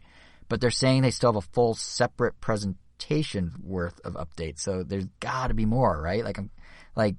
This is big. It seems. I mean, are we still missing any features? No, well, kind of. I think a few characters haven't come back. I mean, I'm still looking forward to it. Like, I miss playing more Animal Crossing, so I am looking forward to just like being given more of a reason to revisit it. Yeah. But yeah, I'm hoping they do something new. Like, I think on some level, this is the first this really is like the first Animal Crossing update that probably was planned and produced after the runaway success of the game. Like, given the release cadence and similarities of the updates up to this point and their kind of smaller scale, it felt to me the whole time like Nintendo was just riding out their original roadmap as long as they could. Cause it's still selling, so let's just keep doing it. And, for a lot of early adopters, that wasn't enough to stay engaged the whole time, I'm sure. I mean, I know it certainly wasn't for me. I don't think it was for you, Angel. Like, we both kind of fell off the bandwagon. But that sounds like we have a addiction problem. We stopped playing Animal Crossing is what I'm saying. But like to this day since launch, like Animal Crossing still has tallied the most units sold of any Switch game in the US. Like we don't really talk about it as much, but even in the MPD charts for August, came out a week or so ago, there it was. Animal Crossing New Horizons, number 14 in the overall top 20 games, 18 months after it first released with barely any updates to the game. Like that's incredible staying power, and it kind of explains why Nintendo did take its sweet time with more serious updates. So what I'm hoping, I guess, is that for us, this update may have enough newness to overcome the hurdle of having to get back in, the anxiety of needing to return to the long abandoned island and face your villagers' wrath and, all that stuff. And then there's just enough there that makes it worth actually booting up the game again. Like I'm really just intrigued about what Nintendo can do at this point with Animal Crossing to warrant a full presentation. And the only thing that doesn't exist in the game that exists in other ones that comes to mind is the minigame island. And maybe bringing that online or doing some sort of like way to kind of have people recongregate in the game because it's such a social experience. I don't think they could just be like, the roost is here and everyone's like, oh, I gotta get back into that. But like if they do, you have Animal Crossing, your friends in Animal Crossing, you can do these things together online that you couldn't before. Maybe that's enough. But I don't even know if that's enough to warrant a full presentation. So we'll see. Sometime in October, I guess. Yeah, guess we will. Yeah, a side note, if you do want more August MPD chart data, we'll of course have a link to it on the blog post for this episode. It wasn't a very monumental month for Switch in terms of major releases. No More Heroes 3 did not lie up the chart to the shock of probably no one. But the Switch's hardware was number one in units for like 36 months straight. In a month for hardware as a whole was up like 45%. So that's fun if you like numbers, and you can go read all the numbers there. But DLC, there's a lot still in the direct, so let's just keep cruising with DLC. Most of it was Nintendo. Most of it was in October. But I feel like given who I podcast with, I'd be remiss not to mention that Monster Hunter Rise has that huge Sunbreak expansion coming next summer. It kicked off the show. And we know very little about it. It'll be large. It'll have new story elements. It'll have new locations. It'll have new monsters. It'll have new hunting actions. It'll have new quest ranks. You guys excited? Sure. Yes. Like, we knew this was coming. Not Sunbreaker particularly, but like, they've said that we were going to get like a big expansion like at some point, like after, probably as sales were dying down. But it's no different than, I guess, Iceborne, which I know was like a big deal and it added a lot to Monster Hunter World. So this is like, the equivalent. It looks cool. Like the monster, they showed off. I mean, he just looks like a demonic evil monster. And of course, they always have to show a trailer where it's beating up on the Rathalos because that's like their Pikachu. So it's like, oh, look at this monster. He's mean, bigger, badder, and meaner than Rathalos. But yeah, I mean, I recently got back into Monster Hunter even more. Like I've been playing it more consistently with some coworkers, and it's been really cool. So we're just leveling up, trying to get ready for that DLC, as well as just getting the other DLC that's been dropped recently, the Capcom stuff, like the being able to play as Rush with your Palamute is really awesome. Like when you start running with it, it actually turns into like jet powered and it just flies. We managed to hunt and get the Amaterasu costume for the dog, which is also awesome because when you're running, it leaves a flower trail. And there's a Kuma. I don't know. They've been adding some really neat stuff. So I'm curious to see what other Capcom collaborations, as they call them, are going to happen. But I am hoping they don't just stick to Capcom. I hope they do branch out. Like, I don't know. I'd like to see some kind of Mario throw-in again, because it did have some neat stuff last time. But, yeah, I mean, yeah, looking forward to it. You were saying it was, like, kind of expected, which, yeah, I know World did Iceborne, but this is the first, like, more traditional Monster Hunter that's not doing, like, an expanded re-release, right? Like, there's no Ultimate, they're just building on top of the base game, right? Like, for the first time? Yeah. I mean, you could say World set a new trend. Yeah. Yeah. Many new trends for the series, in fact. Kind of, yeah. But, like, a lot of those trends, like, were not done in Rise. Because Rise kind of went back to a more traditional Monster Hunter, where World was, as the name implies, like, way more in depth on the world. Right. Like, you actually hunt the monsters. Like, you actually have to, like, track their scent, use the glowflies, follow their footprints, gather info. Like, you use the environment for more traversal-y stuff. In Monster Hunter Rise, they literally just put it on the map. They're like, there it is, just go get it. Oh, right. Like, it's much, much more simplified. Like, it just gets to the hunt, which, you know, I feel it makes it a much more approachable game. And it's definitely very true, because a lot of the people I'm playing with now, this was like their first traditional Monster Hunter. Some barely played World, and some haven't played Monster Hunter at all, and they're able to get into it pretty quickly. So, yeah, I think this approach worked. Mm-hmm. And now they're just, you know, probably taking what they've learned from World, and instead of doing a Rise Ultimate, then yeah. And not just World, to be fair. Also, Daybreaker. fellow monster game Pokemon, because Pokemon always did the third version, the second, you know, the updated version as well, and then it switched to DLC with Sword and Shield. So, yeah. But the other interesting thing with Monster Hunter is actually an observation that, and not really Monster Hunter per se, but just its existence in this Direct, was an observation I saw Steven Totillo of Axios say on Twitter right after the Direct, which is that this news of Monster Hunter's DLC was part of kind of this wave of very Japan-heavy third-party support, specifically in this Direct. I mean, surely it's because this Direct is taking place the week before Tokyo Game Show, but it was interesting to see how Nintendo name-checked so many games that will likely pop up at TGS, and again, sort of, you know, pad the OLED Switch's launch window, because, you know, they called out Shin Megami Tensei 5. That's at, like, 5 weeks after the Switch OLED, and there's no new information. They literally had nothing new about it. There's like, hey, remember this game? They did the same thing to Rune Factory 5, where there's like, it's coming in March. We think you already knew that, but here's 5 seconds of footage. You know, they gave Konami the chance to shadow drop Castlevania Advance Collection. Like, there's a lot of, in the third-party space on this Direct, like, there's a lot of Japanese publishers, but perhaps the biggest of the bunch was Square Enix, who had not 1, not 2, but 4 games in the Direct. It really, like, at some moments felt almost like it was a Square Enix presentation, especially in the front half of the Direct, because they just kept going through games. Like, we learned, you know, Project Triangle Strategy is now called Triangle Strategy. One day they'll surprise us and maybe actually change the name of a project game. We learned that there's a game called Chocobo GP, which looks kind of like Mario Kart, but with the power-up system that's kind of like Diddy Kong Racing. Yeah, I'm actually pretty interested in that game, specifically because of your latter comment. Like, when they were showing off, like, oh, you could pick up multiple, like, items are designated colors, and if you pick up multiple colors, I mean, multiple items of the same color, you, like, stack up that power. And I'm like, oh, I love that they're bringing that back. Yeah. It's a nice balanced way to do items. And it just looks fun. I mean, obviously, it doesn't have the years of polish that Mario Kart has, but, I mean, it looks good. And I mean, apparently it was a PS1 game. I wouldn't know.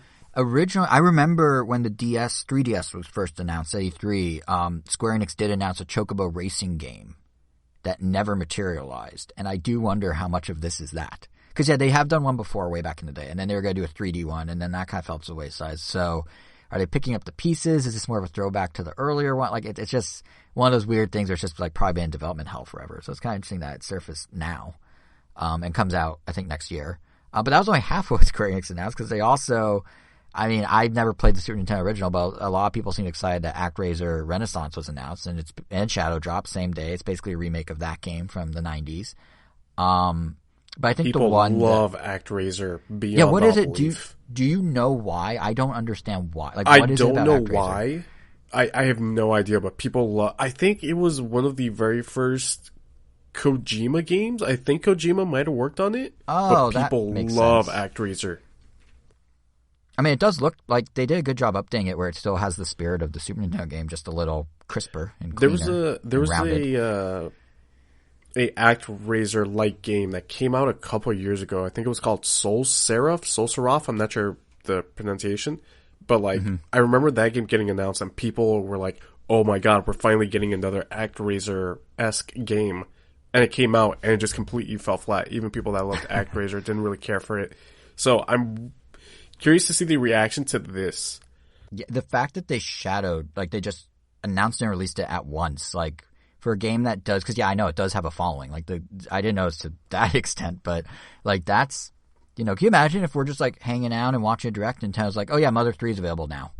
Like Nintendo fans would lose their minds. Like I have to imagine to some degree it's kind of like that. So cool for those fans. And yeah, I'd be curious to see the reviews and stuff once, in the fan reception. But there's one game that I think kind of went in a different direction from all Square Enix games that's worth spending a moment on. And that's because it's a demo and we have impressions. But it's Voice of Cards, The Isle Dragon Roars. And this is a game that doesn't necessarily have the highest production values or the biggest IP or anything. But it stood out, at least to me, because it's very... It almost looks like it was made with the challenge of being as cost effective as yeah, possible. Seriously. Like, they have really nice hand-drawn art, but everything else is so bare bones. They have one voice actor, but everything else is so bare bones. But yeah, it's different in how, like, because maybe the budget constraints, or maybe as a result of the concept they were able to do budget constraints, but it's different in how it approaches an RPG. Like, it's all card-based. Like, everything is card-based, but from some very big names. The people behind it are Yoko Taro and what's the other guy's name? I can't find it. I had it in my notes. The other dude. The two dudes that did Nier Automata together are now making this. So a lot of people suddenly got interested in it because Yoko Taro was involved. And the game itself isn't out until the 28th of October, which, yes, another October release. But there is, like I said, a demo. I checked out. Angel, you checked it out. Kevin, did you try it? No, I didn't get a chance to try it. It does look interesting, and the fact that this is Taro's new game does have me interested because I've always liked...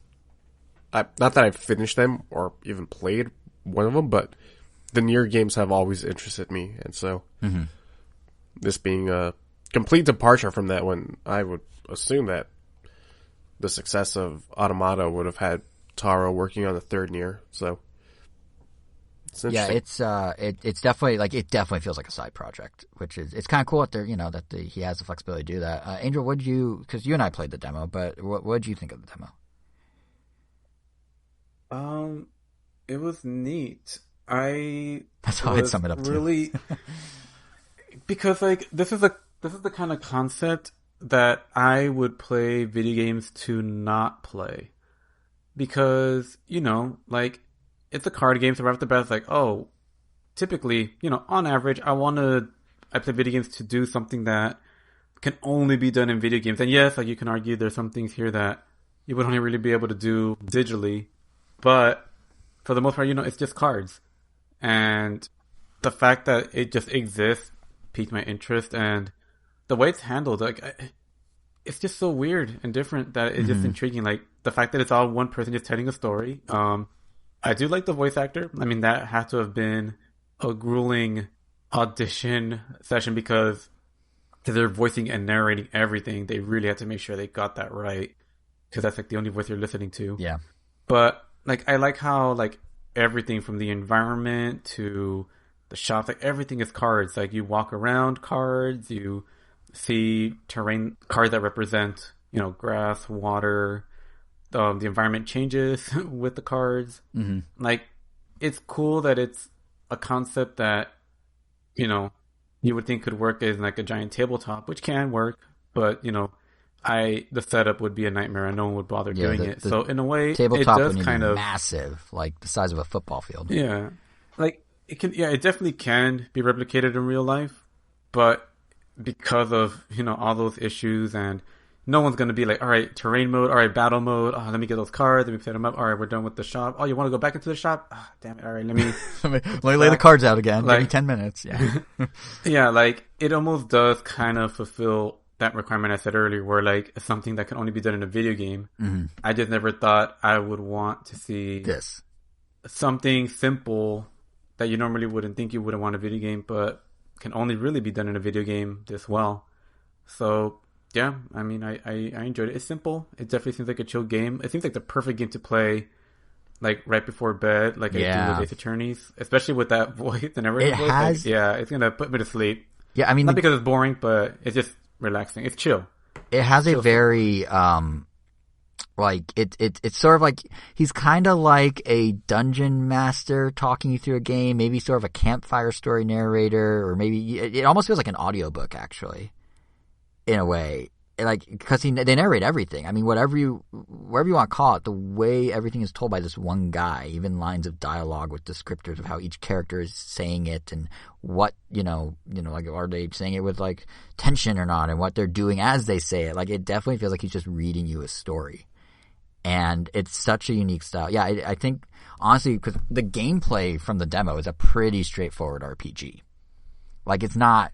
Like, there's some card stuff, like the battle system has some deeper card mechanics, I guess, that you can dabble in, but like, this isn't a card game as much as it's an RPG that just is played out through cards, if that makes sense.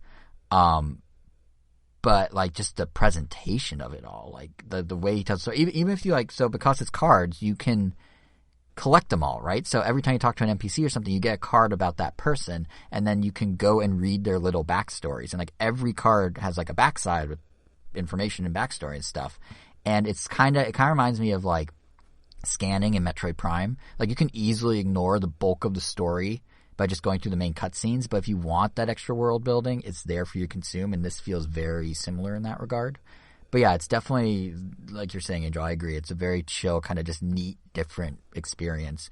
Like, I don't know if I'd actually even get it, because it's such a like standard RPG that I don't know if that's my speed necessarily, but it is very well done in its weird presentation.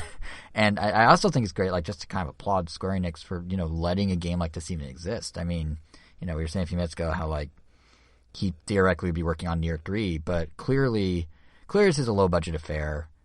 Someone had to draw the cards, someone had to do the voice acting, so there's some money going into it, but, like, you're a generic chess piece.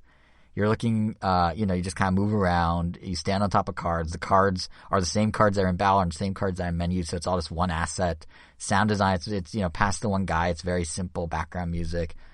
But the fact that Square is letting big-name developers like Yoko Taro, like, flex a creative muscle a bit and try different things, just kind of have fun with story elements, because some of the dialogue is actually pretty clever. Like, it's a cool little, like, side hustle. In a way, it kind of reminds me of the early 3DS era of the eShop, where Nintendo and its second parties just did a bunch of quirky little side projects. Like Pushmo and Crashmo are by Intelligent Systems. They normally do Paper Mario and Fire Emblem, but they were doing these weird puzzle games. Or like Harmonite, Game Freak's normally doing Pokemon, but here's a weird little rhythm game. Or Box Boy, like Kirby is Hal's main focus, but what, they made a little square character in a puzzle game instead of a little round character that platforms. Like, they'll do that. Like, Voice of Cards just kind of feels like that vibe, that sort of like little thing that would never really exist otherwise, just for the Nier creators instead of for Nintendo. So it's cool that it exists, is really what I'm trying to say. But anything else about Voice of Cards, Angel? Or should we get to our last October update?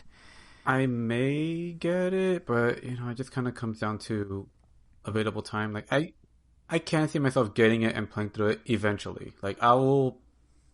Yeah, I don't know when. I don't know if it's gonna be this year, next year, whenever. But it is on my radar because it does sound like a game I would enjoy, at least for the narrative. And like you said, the gameplay is very so far by the books RPG, but the presentation does a lot of work to make it still feel fresh, even if you are doing the most basic RPG stuff. In a way, I feel like the fact that it is a basic RPG actually helps with what it's trying to achieve, because you're really focusing on kind of the narrative it tells, and it's almost like a visual novel, except instead of just having to like go through like a couple menus and turning pages, you're like playing a little RPG in between. Like it works. It actually works very well. But yeah, I think when you do get to your point about time, it's a $30 game. So judging on the production values, I'm guessing it's long.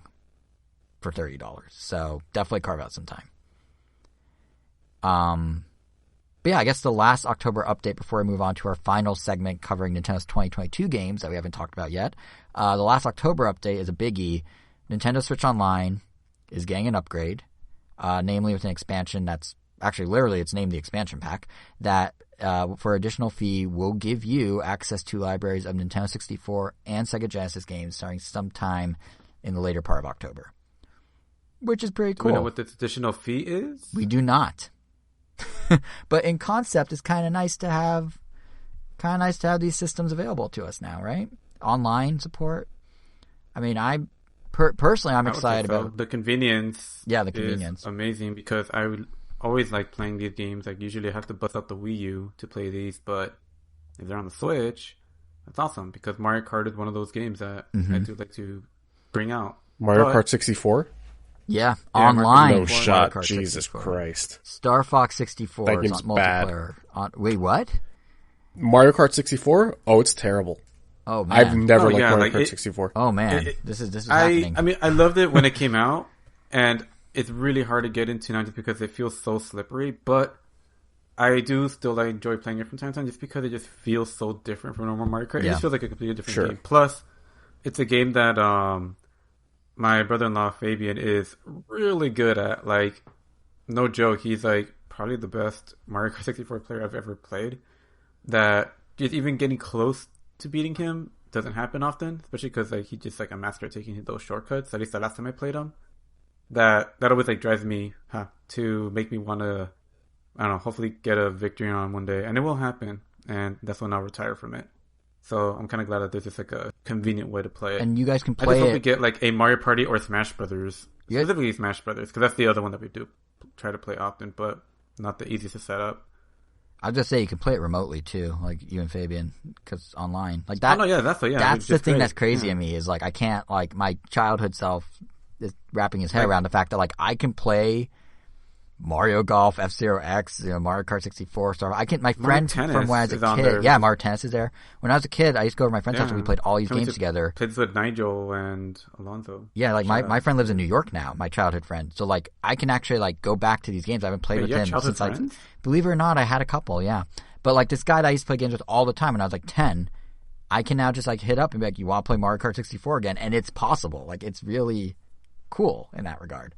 And it's a pretty solid lineup of games. The list is available online. I'm not going to read the whole thing. It's like 30 games between the N64 and Genesis, but it's pretty solid. The whole announcement, though, is actually kind of funny to me because it did answer the long-standing question of where does Switch Online go next. Like, clearly with the output of weird stuff like the NES and the Super Nintendo games that were coming of late, which, by the way, they do plan to keep doing, but the output was waning, so it felt like there had to be something bigger on the horizon, and we finally got the answer. Yet by answering that question in the Direct with this reveal, they open up so many more questions. I mean, you already mentioned price, but the most pressing for me, and being somewhat facetious, but that $50 N64 controller, the wireless one, does it include Rumble? There's no Rumble pack on it. So either they're changing the design. There you go. Well, There's no Rumble pack on it. But I actually think it would have Rumble. Because one of the games coming to the service on day one is Star Fox 64, which was literally the showcase game for the Rumble pack. The selling point of Star Fox 64 whatever was will we do with no Rumble in Star Fox 64? Rumble. You guys don't understand. I mean, who's even going to be playing Star Fox 64? Me. That's without Rumble, apparently. There might be Rumble in it. Like there's just no physical pack. D-tier Nintendo game. You know what actually kind of cool is if they left the port on the bottom of the N64 controller and you can actually plug in an N64 Rumble pack. Because I have them right under my TV, along with Star Fox itself, so I guess I could just play it there. Well, then problem solved. But no, more seriously, the one big question for me isn't the Rumble thing. Like I said, it's a little facetious. But the real one is what's in store for this game selection. Because on the one hand, like the day one N64 lineup gave us a good indication that Nintendo's still looking beyond just the heaviest of hitters. I mean, the fact that Winback of all things is in there, as well as Sin and Punishment. That leads me to believe we're going to get some weird little slices of game history like we did on the NES and Super Nintendo libraries. And that's cool. Maybe it's a chance for some overlooked games like Tetrisphere to finally get some love now with online, or I don't know, maybe someone out there really wants Buck Bumble or Glover again or Tonic Trouble. And Tonic Trouble would be a really interesting one because those developers went on to be Insomniac. So, a little piece of gaming history. That'd be cool to see.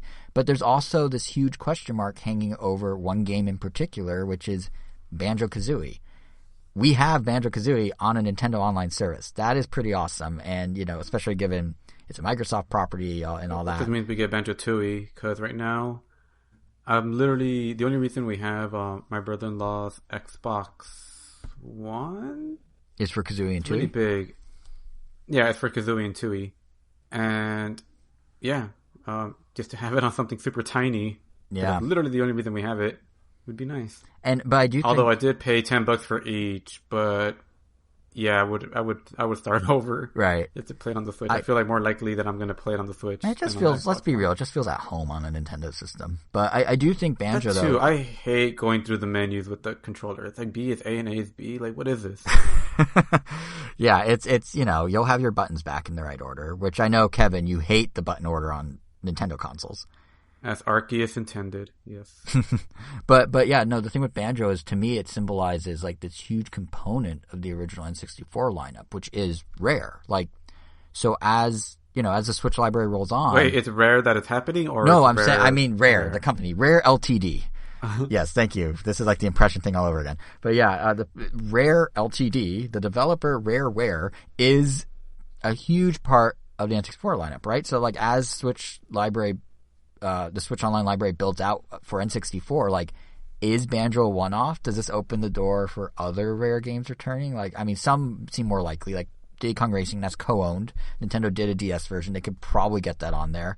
But, like, if you're... we got Banjo. That's about like the only sticking point, right? But, I mean, if we already have Banjo, yeah. So, but I'm thinking more like if you're someone that's a lapsed gamer that bought a Switch and was an N64 fan, like, GoldenEye. I'm excited at the prospect of Diddy Kong Racing there. Yeah, it did kind of be cool, but like, what about GoldenEye? GoldenEye, I'm sure people are going to be like, "Oh yes, I won," and then they're going to play like, "Oh, this did not age well." I'm sure, but the point is, like, that's still a selling point for Nintendo, right? Or even the more niche stuff, like Jet Force Gemini or something. Like, it just feels like the N64's identity is so intertwined with Rare, and the fact that this opportunity now exists for something to develop, that makes me wonder to what extent it will. And it's a very similar question about the Genesis lineup too, because obviously there's no Rare equivalent there. But what's interesting is the titles in the Day One lineup aren't just Sega first party. There's Castlevania Bloodlines, there's Contra Hard Corps. Those are in the Day One lineup. And right now, if you want like a good collection of Genesis games, you can go to Amazon, you go to Best Buy, go to the eShop, and you can buy the Genesis Classics compilation for Switch for $30. Actually, it might even be $15 right now because I think it's part of the Blockbuster sale that they have on the eShop. But anyway, you can buy this collection of 50-plus Genesis games. But they're all first party. And even if you look back at like the Wii's Virtual Console, the vast majority of Genesis games were first party. There's a smattering of others, but we're talking like minuscule numbers. So again, what does Castlevania and Contra being in the Genesis lineup at the start mean going forward for Genesis? Like, are we actually going to see re-releases of games that previously were never re-released? Because that would be really cool too, in the same way that kind of getting all these Rare games back could be. So all these kind of like what ifs lead to your question you asked right at the top, Angel, which is there's no price yet. Because the question is, what will be the cost? Like, Nintendo was weirdly vague about how much you have to pay to access these libraries. All they're saying is that it's an additional fee, which essentially means you now have a subscription service inside another subscription service. But we have no idea what the value is, and we have no idea what that value gets you necessarily. Like, is there a number you'd even be comfortable paying, just knowing the Day One lineup and knowing, what we're getting? $5 a month, $10 a month on top of the 20? $20 is normal. 5 to 10 is what I'm comfortable paying. I think I'm around there. Without complaining too much. 5 I wouldn't complain. 5 I think would be great. 10 is like, okay, well, you better make sure you add a lot of N64 games. And you better make sure that the money that's going in from these $10 goes to your servers. It absolutely will not. It'll go straight to their bank account. My God, can you imagine Mario Kart 64 online netcode? Jesus Christ. Honestly, the online for Switch Online's like retro games hasn't been bad at all. It's been pretty smooth the times I've done it. Yeah, it's been really good, so hopefully it's the same for N64 as shocking games, as that is, Kevin. Fourth player, we'll have to see. But I think, like, the funny thing, Kevin, what would you pay? Would you even pay? Are you even going to do this? No more than $5. $5.01? Nope. That's too much. That's already a penny over. I'm also doing like the family plan split thing with like a bajillion people. So yeah, and I have no idea how that's gonna work. Is that family $5 or less right now?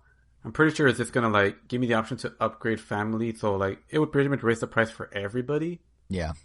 So maybe it'll make my payments go from like $5 to $7. So I can't really complain either way. Right. I mean, for me, I don't think it's going to surprise you guys. I have no shame saying that I'm a sucker.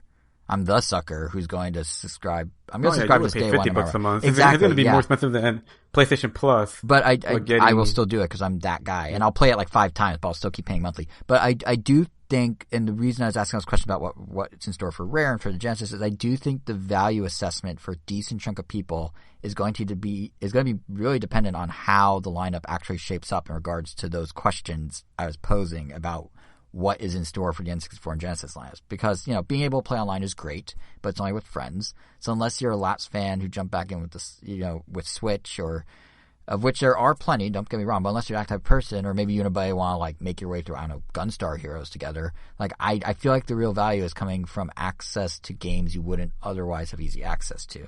Not the 15th re-release of Ocarina of Time, but like the time they brought Tonic Trouble back or something like that. So I'm very curious to see like where it goes and how it grows into its eventual value, since again it's an add-on. You are literally paying for just these additional libraries. It's not like the original Switch Online where it's like they can throw over games they want. It's part of being able to play online. This is a separate purchase specifically for the games.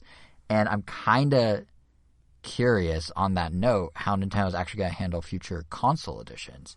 Because, I mean, the N64 add-in was rumored and suspected for a while, but it was only a few weeks ago that Eurogamer and a couple other publications were reporting that Game Boy and Game Boy Color are also on the cusp of coming to Switch Online. And, we didn't talk about the rumor at the time because it really was there to say, oh, Game Boy may show up.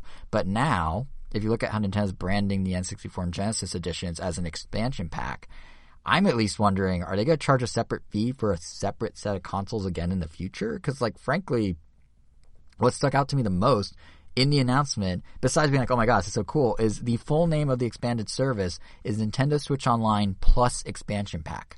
If they just did Plus, like every streaming service on the planet, Nintendo Switch Online Plus, they can have whatever they want whenever. It's a catch-all. It sounds like it's just an enhanced version. But Plus Expansion Pack, like Expansion Pack is specific.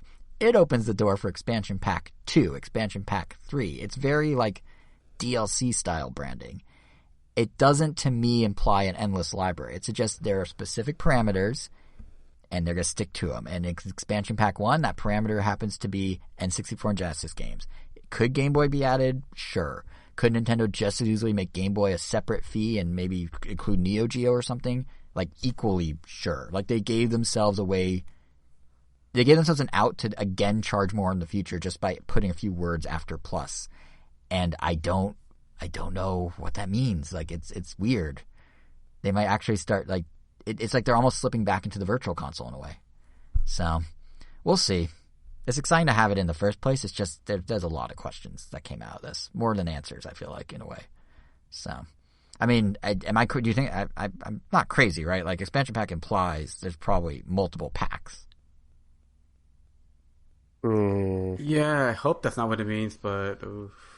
Yeah, I hope this is just like, I mean, do we even know like if it's getting added to the expansion pack or is it just being added in general? What do you mean, Game Boy? Well, the rumor predated the expansion pack announcement. So originally the rumor was they're going to add Game Boy to the library of Switch Online. And then there's a separate rumor the week after that saying they're going to add N64. And then N64 came true first, but it's an expansion pack, which makes you wonder, or makes me wonder, where's Game Boy in all this? Because it's only a matter of time. I mean, there's no way they're not going to eventually put Game Boy. It's a handheld as much as it's a console to Switch. But, I don't know. It'll be interesting to see unfold. And it might depend on how well the expansion pack does. Maybe they'll just cram it in if it didn't sell well enough, or if it takes off like crazy, maybe they'll try and milk it. But Nintendo gave itself wiggle room that I haven't seen any other, like, all-you-can-eat buffet style service do. So it's going to be interesting. But now that we're looking more towards the future, there are 2 final games to talk about to wrap up this episode from the Nintendo Direct. They're both coming in 2022. They're both first party. Splatoon 3 and Kirby and the Forgotten Land. The closer was, along with Bayonetta, was Splatoon. Kirby was kind of stuck in the middle. Where do you guys want to start? Which game is of more interest to you? I think there's less to say. I mean, both of them, I'm definitely more interested in Splatoon, but I mean, I'm also very interested in Kirby. Mm-hmm. But Splatoon, obviously, is like the game that we were actively playing for a while until we started getting more into Rocket League and now Knockout City, which honestly just keeps getting more and more fun. Oh, update, And Knockout really, City update for our... and looking forward to the hacking season that's coming up. So curious what they're going to do with that. Also, update for Knockout City involving us. Every time we talk about the game on the podcast, we add another person. Kevin now plays with us. Hey, yo. Oh, yeah. So there we go. So That yeah, game's we should super talk... fun. Right? Yeah, we should and talk with, about the and hacking with Kevin, we season actually later. have... And we actually have even numbers with Kevin now, so now Obis doesn't have to be on a team with less people. And now that it feels like we've been getting better and better, that it makes it a little harder for Elvis to steamroll if he's a team with less people. Yeah, because he dominates that game. Yeah. But anyway, pre-knockout, Splatoon was our jam. Yeah, you're right. Yeah, it was. And it's still really fun. I mean, I look forward to playing it again more, but I'm definitely ready for Splatoon 3. Mm-hmm. Not yet. Like, I don't want it right now, and I'm glad it's coming out sometime next year. But, yeah, I mean, like, the trailer just teased a lot of things that really shake up the core gameplay. I mean, the fact that you're now spawning, not really sure how that's going to work. If you're going to be able to spawn anywhere where you have friendly ink or just anywhere where there's a teammate. But essentially, you no longer can get spawn camped, which was kind of a thing. You did it to me all the time, actually, when we go and it's fun. I'm actually kind of... It's the worst. It's not fun for me. But then you have like these new abilities that they showed off that just increase the traversal options. Like you have like a grappling inkling suit thing, then you have like a robo crab thing. And some of the new weapons also look really interesting. Like it looks like they got really creative with it. And story, just looks as wacky and weird, but still presumably going to be in these Mario Galaxy style levels, which I know a lot of people either love it or hate it. Like I know they just want a normal, quote unquote, single player style world, but I'm okay with these bite-sized levels. I see them more as like training with a story sprinkled on top. But yeah, I do think to kind of pick apart what you were saying on the multiplayer side, yeah, there's a lot of interesting stuff. Did you mention the crab robot thing? I think you did. I did. But yeah, I'm really curious. So apparently for multiplayer, they didn't say this in the direct, but it came out after. They're bringing back some old maps as well as new maps. So I'm kind of curious how stuff like that crab or like the grapple will change, because we've played those maps so many times over the years. Like I'm really curious how that kind of changes the dynamic of maps we are so familiar with. And it is kind of, it's a very like Call of Duty thing where they're like reusing maps and whatnot. But I'm very curious to see how that actually like affects gameplay. Like, is it going to feel different than Splatoon 2 in notable ways? It looks like it will, even on familiar maps, but I'm kind of curious to see how that goes. But single player is interesting. I feel like, to your point about the wackiness, I feel like it's trippier now. So I guess it's set. Nintendo put out this Squid Lab report on their website, and I was kind of reading through it. It's basically a blog post, and we'll link to it in our blog post on RamTown.com for anyone who hasn't seen it. But I guess it's now set in a new world called Alterna. And that world, actually, like, they're doing some cool stuff with the design. Like, it's really... There's one screenshot they have where it's kind of like Spider-Verse with the upside-down cityscape. Like, from the Spider-Verse, like, that very iconic Spider-Verse shot. So they're doing, like, all sorts of interesting, different stuff. And I'm really curious to see just how, like, trippy it gets. Because that was something that was kind of cool with Splatoon 2, is it just kept escalating in strangeness. And it's also kind of interesting, I thought, that in single player, they're introducing fur, basically. It's like the whole premise is there's this weird fuzzy stuff covering the ground that needs to be get rid of. It's kind of Isle Delfino-esque. And there's part of me that's like, okay, that's interesting. And you use your little like shrimp buddy to you have to throw it at to destroy it. But there's a cynical part of me that's also like, oh, I see what they're doing here. Splatoon 2 started on Wii U and got ported to Switch. So it was kind of like an up-res Wii U game. Splatoon 3 is being built from the ground up on Switch natively. So what if, to show off that extra graphical power, they made the world have fuzz and fur now? And there you go. That's why this mechanic exists, if you want to be cynical. But it does look fun. Yeah, I'm very curious to see more. I mean, also the evolution of, like, the rise of the mammalians. Yeah. I mean, obviously it plays hand in hand with the story and with... Yeah. So that's... I'm also interested to see where they're going to take that, because if you didn't play the Octo expansion, I really recommend you do, especially because like the final boss just has really interesting implications that almost kind of lead up to this. And yeah, that's all I'll really say. And the trailer has Kevin's favorite music. The Octo expansion trailer. I was literally listening to it yesterday. It's called Nasty Majesty. It's a bop. I love that song. I've never played Splatoon, but man, that song kicks all the ass. I love that song. Jesus. The music, that's another thing. They didn't really show, I mean, it was in the trailer because it was playing in the background, but I'm very curious to see what they do with the music because I feel like there was a bit of a genre shift with each, like Splatoon 1 to Splatoon 2 to Splatoon's Octo expansion. Like the music kind of shifted. Like Octo expansion was a little more hip hop, right? Splatoon 2 is a little more rock. Splatoon 1 is a little more pop, or maybe I have that backwards. But I'm kind of curious what they do with Splatoon 3's music because that is a huge part of the game, is the music and like the fake bands and all that. So, I mean, they crammed a lot of footage into the 2-minute long trailer, but there's still so much more to see. So I'm excited to see where that goes. Now we're gonna get another singing duo that's gonna put Pearl and Marina off to the side, like Candy and Marie in the first one, and they'll have to come up with some other. Although Pearl and Marina weren't as good of a pun. Or are they gonna mix and match two of them back? But we'll see. Well, they're in the trailer. A couple of them. They're all in all the games. Yeah, exactly. But Candy who's going to be the new they were just hot pop icon? The highlight, yeah. And why do I get the feeling they're going to do some sort of sea creature version of like a Billie Eilish type or something, like kind of the alt pop? Like that seems like where they're going to go. Now that I think about it, it'd be interesting to do like a whole band. But yeah, they did have a band in Splatoon 2. They had a band. It was like secondary, but there was a band. No, I mean they've always had a band. I just meant like an actual the band that's highlighting the news and stuff. The more I think about it, instead of just two characters, like you actually have a full band, and maybe you just have like the singer that does most of the talking. Go ahead.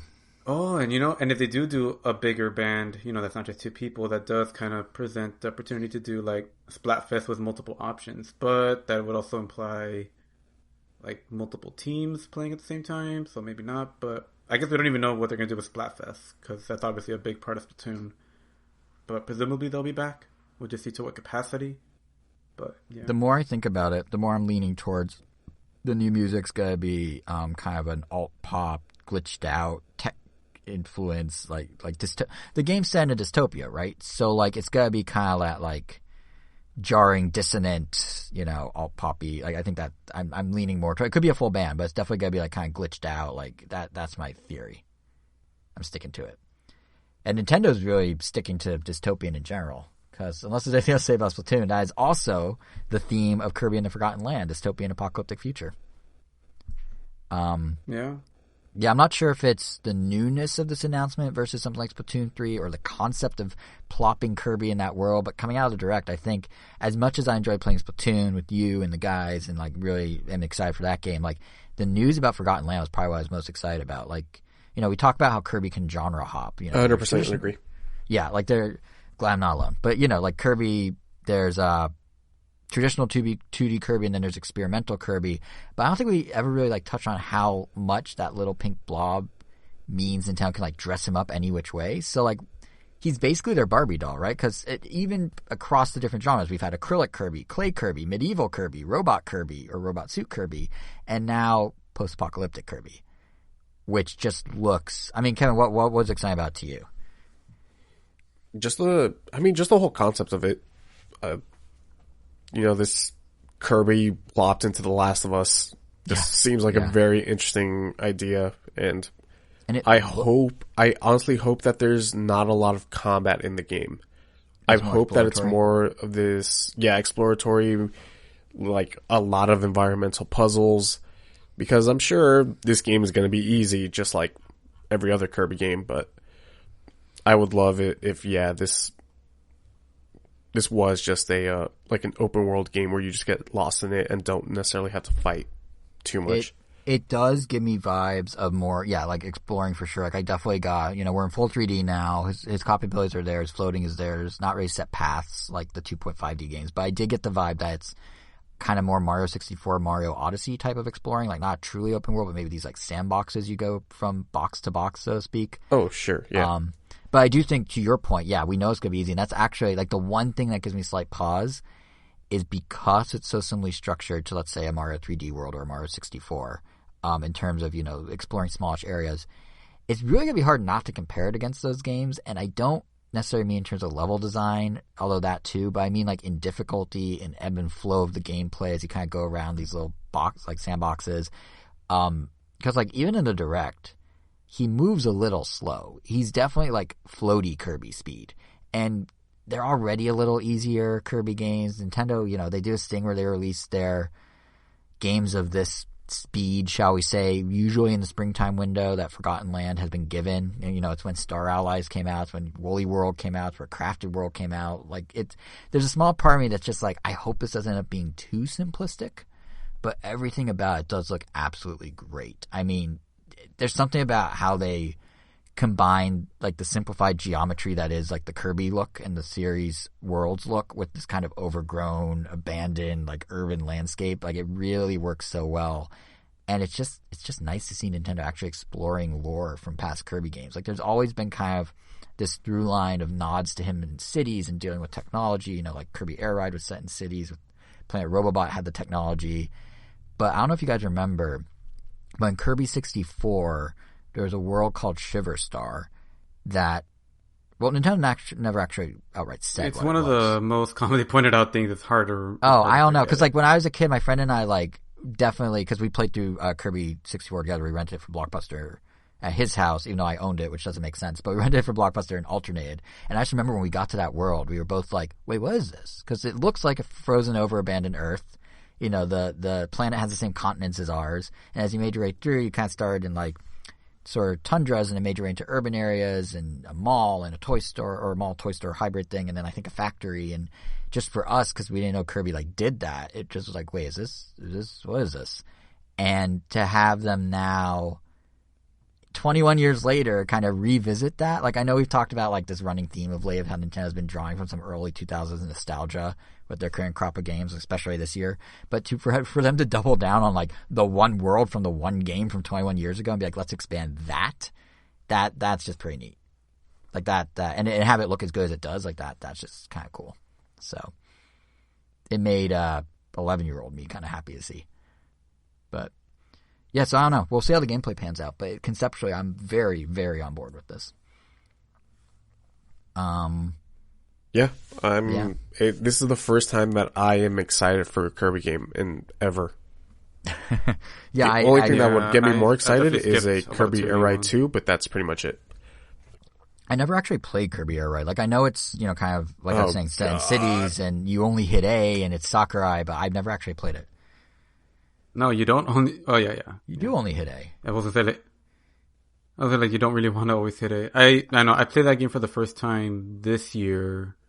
Wait, with some really? friends, and...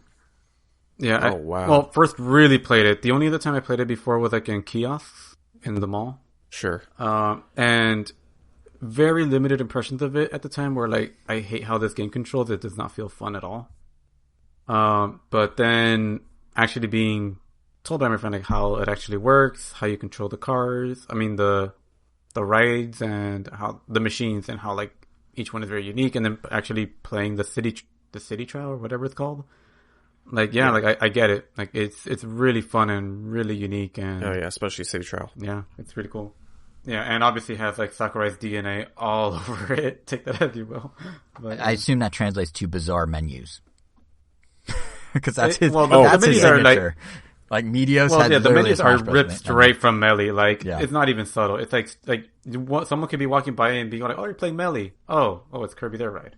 Like, they're that one-to-one. I mean, let's be real. Someone's going to walk by and go, oh, you're playing Melee. And I'd be like, wait, what is this other Kirby game you're playing? No one knows Air Ride. Like, no casual person's like, oh, it's Air Ride. Everyone's favorite. But yeah, that's if his, they that's know his Melee, they signature. probably know Air Ride. Yeah, I guess that's true. Yeah. Yeah, I guess he'd be like, oh, you're playing Smash Bros. Oh, no, you're not. You're playing Kirby flying on a star. But yeah, I guess it brings us to the actual end of the podcast. Follow us on Stitcher, Tuner. Well, hold on. I feel like we need a note to drag out this time that's already so long. We need a note real quick. This is the longest episode we've done in quite a long time. 2 hours and 14 minutes with all said and done. Once I'm done talking. Yeah, I have to squeeze a lot of things in there. So do I, yeah. But that is the Nintendo Direct. That is this episode. I do think if there's one takeaway, kind of as like an end cap on the Direct, if there's one takeaway, it's that COVID really toyed with Nintendo's schedule these past 18 months, and Nintendo's really playing catch up, because 2022 in particular is looking stacked for the Switch. I mean, as it stands, Bayonetta 3, Splatoon 3, Kirby and the Forgotten Land, Pokemon Legends Arceus, Breath of the Wild 2, Mario & Rabbids Sparks of Hope. There's rumors... Wait, is that how they're actually pronouncing it? I thought it was Arceus. How'd I say it? Arceus? Oh, I don't know, man. I don't know Pokemon. I just know how to say Bidoof. Anyway, there's, the previously leaked, supposedly maybe kind of serious Xenoblade Chronicles 3 might show up in 2022. There's other smaller scale games to be announced, but like that list I just read off, that's a lot of games to know this far in advance from Nintendo. We haven't known a line from Nintendo that packed this far out in years, like well before the pandemic. So just kind of interesting that, 2022 is really shaping up more than most years for Nintendo, and that's kind of cool to see. And we'll, of course, talk about it as it comes, along with Metroid Dread and Mario Party and Pokemon and the OLED Switch, all in the coming weeks. So now for the plugs. You can make sure you don't miss any of our impressions of any of that by subscribing to us on all the podcast apps. Angel, you already started listing them. Would you like to continue? Stitcher. You only hear it every week. It's okay. You don't need to know it. Google. Sound Team. Sound Team. Oh, everyone's favorite. Sound Team, yes. Spotify Podcaster app. Amazon Music. Mm-hmm. Podcast Edition. I feel like you're adding extra subtitles to all of these. Is that it? Apple. I guess on the site itself. Apple Podcasts, at RamNintendo.com on YouTube. Our handle's RamNintendo.com. You did. Pandora. You did all right. But yeah, you can also follow us on Twitter at RamNintendo. We're individually on Twitter. I'm JSR7. Angel is Wero, WEIRO_O. Kevin is KVN Gomi. Our next Ram Nintendo will be on October 10th, which is OLED Switch and Metroid launch weekend. We'll see if we have enough time with either of them to talk about, but it'll be a good episode regardless. But in the meantime, on October 3rd will be a random non-Nintendo because, after 2 hours and 15 minutes of Nintendo, maybe you want a break and want to hear us talk about other things. So you know where to find us to hear those. And Kevin, last word. I actually have nothing today.